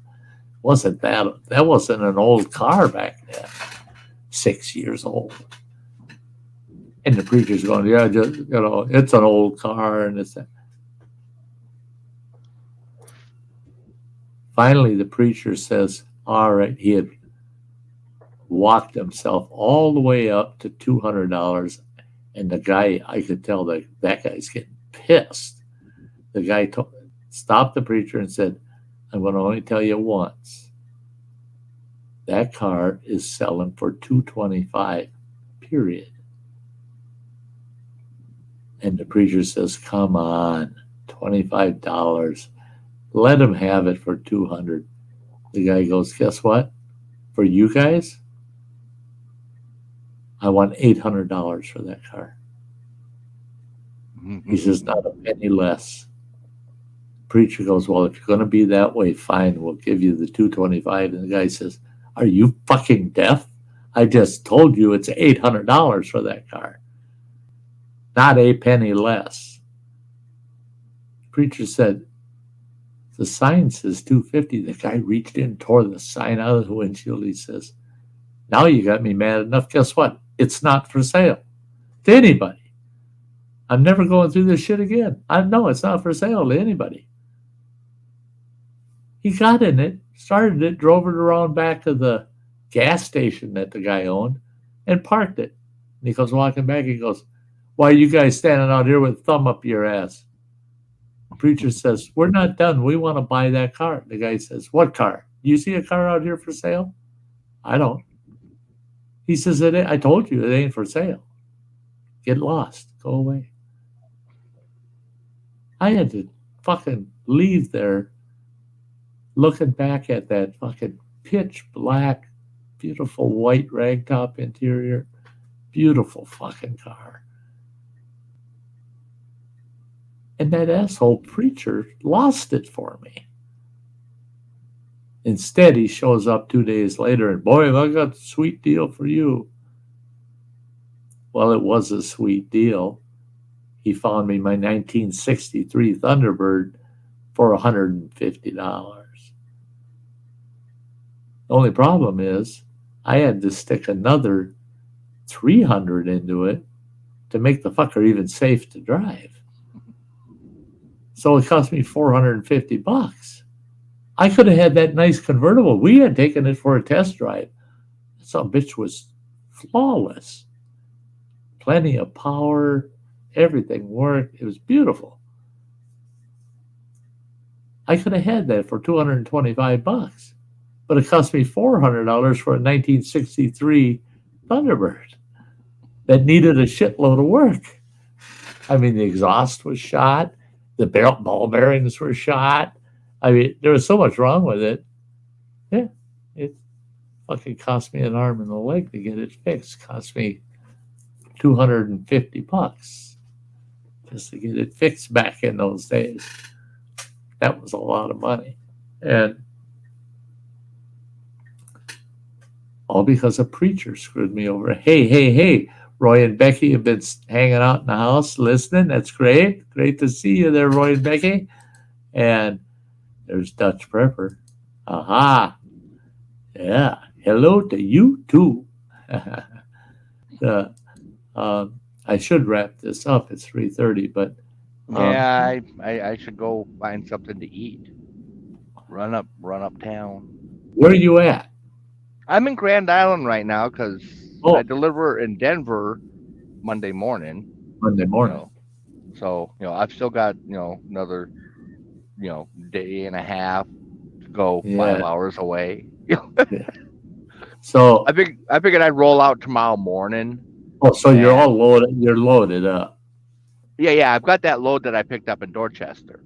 Uh-huh. Oh, that's the one that's going out there. Yeah. Oh, okay. And then they'll get me turned around to come back up here for the Truckers Rodeo next weekend. Mm-hmm. So we may not be seeing you on Sunday. well, you might because it's Friday and Saturday is the events. Oh, yeah. So I'll be in the motel Thursday, Friday, Saturday, and then back on the truck Sunday. Oh, okay. But okay. I'm gonna have. But then come Monday, then they'll start routing me back up there to pick Bean up. Right. Old Beaner, Beaner's got to be in heaven, man. Oh yeah. Beaner's at summer camp while I'm out here running around. Yeah. He's gonna be downright spoiled when you pick him up. That's yeah. It's like, hey, Papa, why ain't you babying me like they did there? What's going on here? Yeah. Well, not having them on the truck is messing up my routines and. I bet. And the habits that you have, Right. Keeping the curtain open so he can get up here, or you develop habits and stopping every so often and stuff, and that routine's getting all thrown off. Yeah, I get it. You betcha. Let's see, what the hell? That's 5:30 here. I might catch myself an hour's nap. I actually got 8 hours and 5 minutes of sleep last night. Well, per my CPAP machine. That doesn't mean I actually slept all of it, but that's the highest CPAP reading I've had in 2 weeks. I've got days in the last 2 weeks where 3 hours on my CPAP machine. That looks really bad on the record. But I have to say, the hours of sleep I did get last night were good ones. So I felt pretty damn good this morning getting up. But I feel like I could use a nap. I know I got to eat, but that's going to take some effort. I got to figure out what I want to eat next. It's not as if I don't have food. I had barbecued hot dogs, sliced hot dogs, and a big serving of potato salad last night for dinner. And I ate a lot. And when I looked at the calories, 110 calories for each hot dog. Well, I had 5 of them. That's 550 calories just in hot dogs. Then I looked at the tater salad, and the amount of tater salad I had came out to over 800 calories. So I got over 1,300 calories just eating potato salad and hot dogs. Holy shit. Then I sat here snacking on chips and Hostess cakes, Little Debbie's, and I'm going, oh, now I feel kind of stuffed. Well, I wonder why. Marine Mom says she's cooking chicken and rice in a crock pot. Mhm. Damn, that sounds good. I want to thank you guys. Marine Mom says thank you, handsome guys. God, she needs to get her eyes fixed, but okay, we'll take it. But when you get glasses and then you see what we really look like, we don't want to hear any complaining, girl. That- and oh, Dr. Smith snacks on dry Rice Krispies. That's a fetish of mine, but not Rice Krispies. Honey Nut Cheerios. I'll pour a big freaking bowl full of those. No milk. I sit there eat them like popcorn while I'm watching a movie. They're high in calories. They're good for your heart health. I mean, especially if you're eating it without milk. Supposedly, I need the fats too. So I've gotten in the habit. My big bowl of dry Cheerios, and I got a glass of fucking whole milk sitting there on the table. Yeah, so really, I'm having cereal with milk, but not together. Not together. Yeah. Speaking of, calories and heart health. Friday when I, left out, went down, got that load down south of us, and then went down to Albert Lee, Minnesota, down to the truck stop there. Well, in there they have restaurant called the Skol, Skol, and they have Ragnar's Table, and it's uh it's just a big table of meat there that Yeah. you pick out what you want out of there, and it's sold by weight. Yeah. And then Yeah. get to the end, check out, and got to go, and it's like, so I got like half a pound of brisket, half a pound of smoked sausage, half a pound. Well, I got a half rack of ribs, Uh-huh. and then it was like this big. I'd say it was probably about half a pound worth of like this cheesy au gratin hash browns, Oh wow. and then like a garlic mac and cheese, and I sat there and ate it all. And it's like, yeah, I'm not entering any of this on my diet app. Yeah. Don't. No. Don't. It's like I. I forgot to put anything on there today. I. Totally forgot what I ate. Yeah. I don't know how that happened. Yeah, it's like I got a whole week's worth of fats and carbs. Well, that's like me. Guess what I did? I've done that twice in the last 2 weeks. I forgot to take my insulin shot this morning, but I checked my blood sugar and it's at 86, which is good. I'm not going to take an insulin shot till I eat my dinner. But yeah, totally forgot to take it. So that's my excuse. That's why there's no reading. I forgot. I totally forgot. Whether I did or didn't. I don't know if I did or didn't. It must be good because I had a reading of 87. So I must have taken my insulin this morning. I must have, and it's just kind of like circumstantial evidence, Yeah, I'm going to run in here. They just come back with the company car. I'm going to get before someone else grabs it. You betcha. Hey, let's wrap this up. Hey, guys, I love you all. Marine Mom, it was great having you here. You're always welcome, girl. And tell you what, guys, next Sunday, 2 p.m. Central Time, we're going to be right back here doing the same thing. Yeah, we're going to just chat away. I might get some videos popped up on the channel in the next week or two also, because I'm going to be getting outdoors. I'll probably video my old ass mowing the lawn. What the heck? Just an old fart mowing the lawn. That's, what the heck? Put the GoPro right on the handlebars. Mount it to the mower. There you go. I was thinking about that. Hey, MT Woods Runner's been watching out of the bushes. He hiding in the bushes. And he's saying, see you later, folks. It is great to see you, Woods. Hang in there, buddy.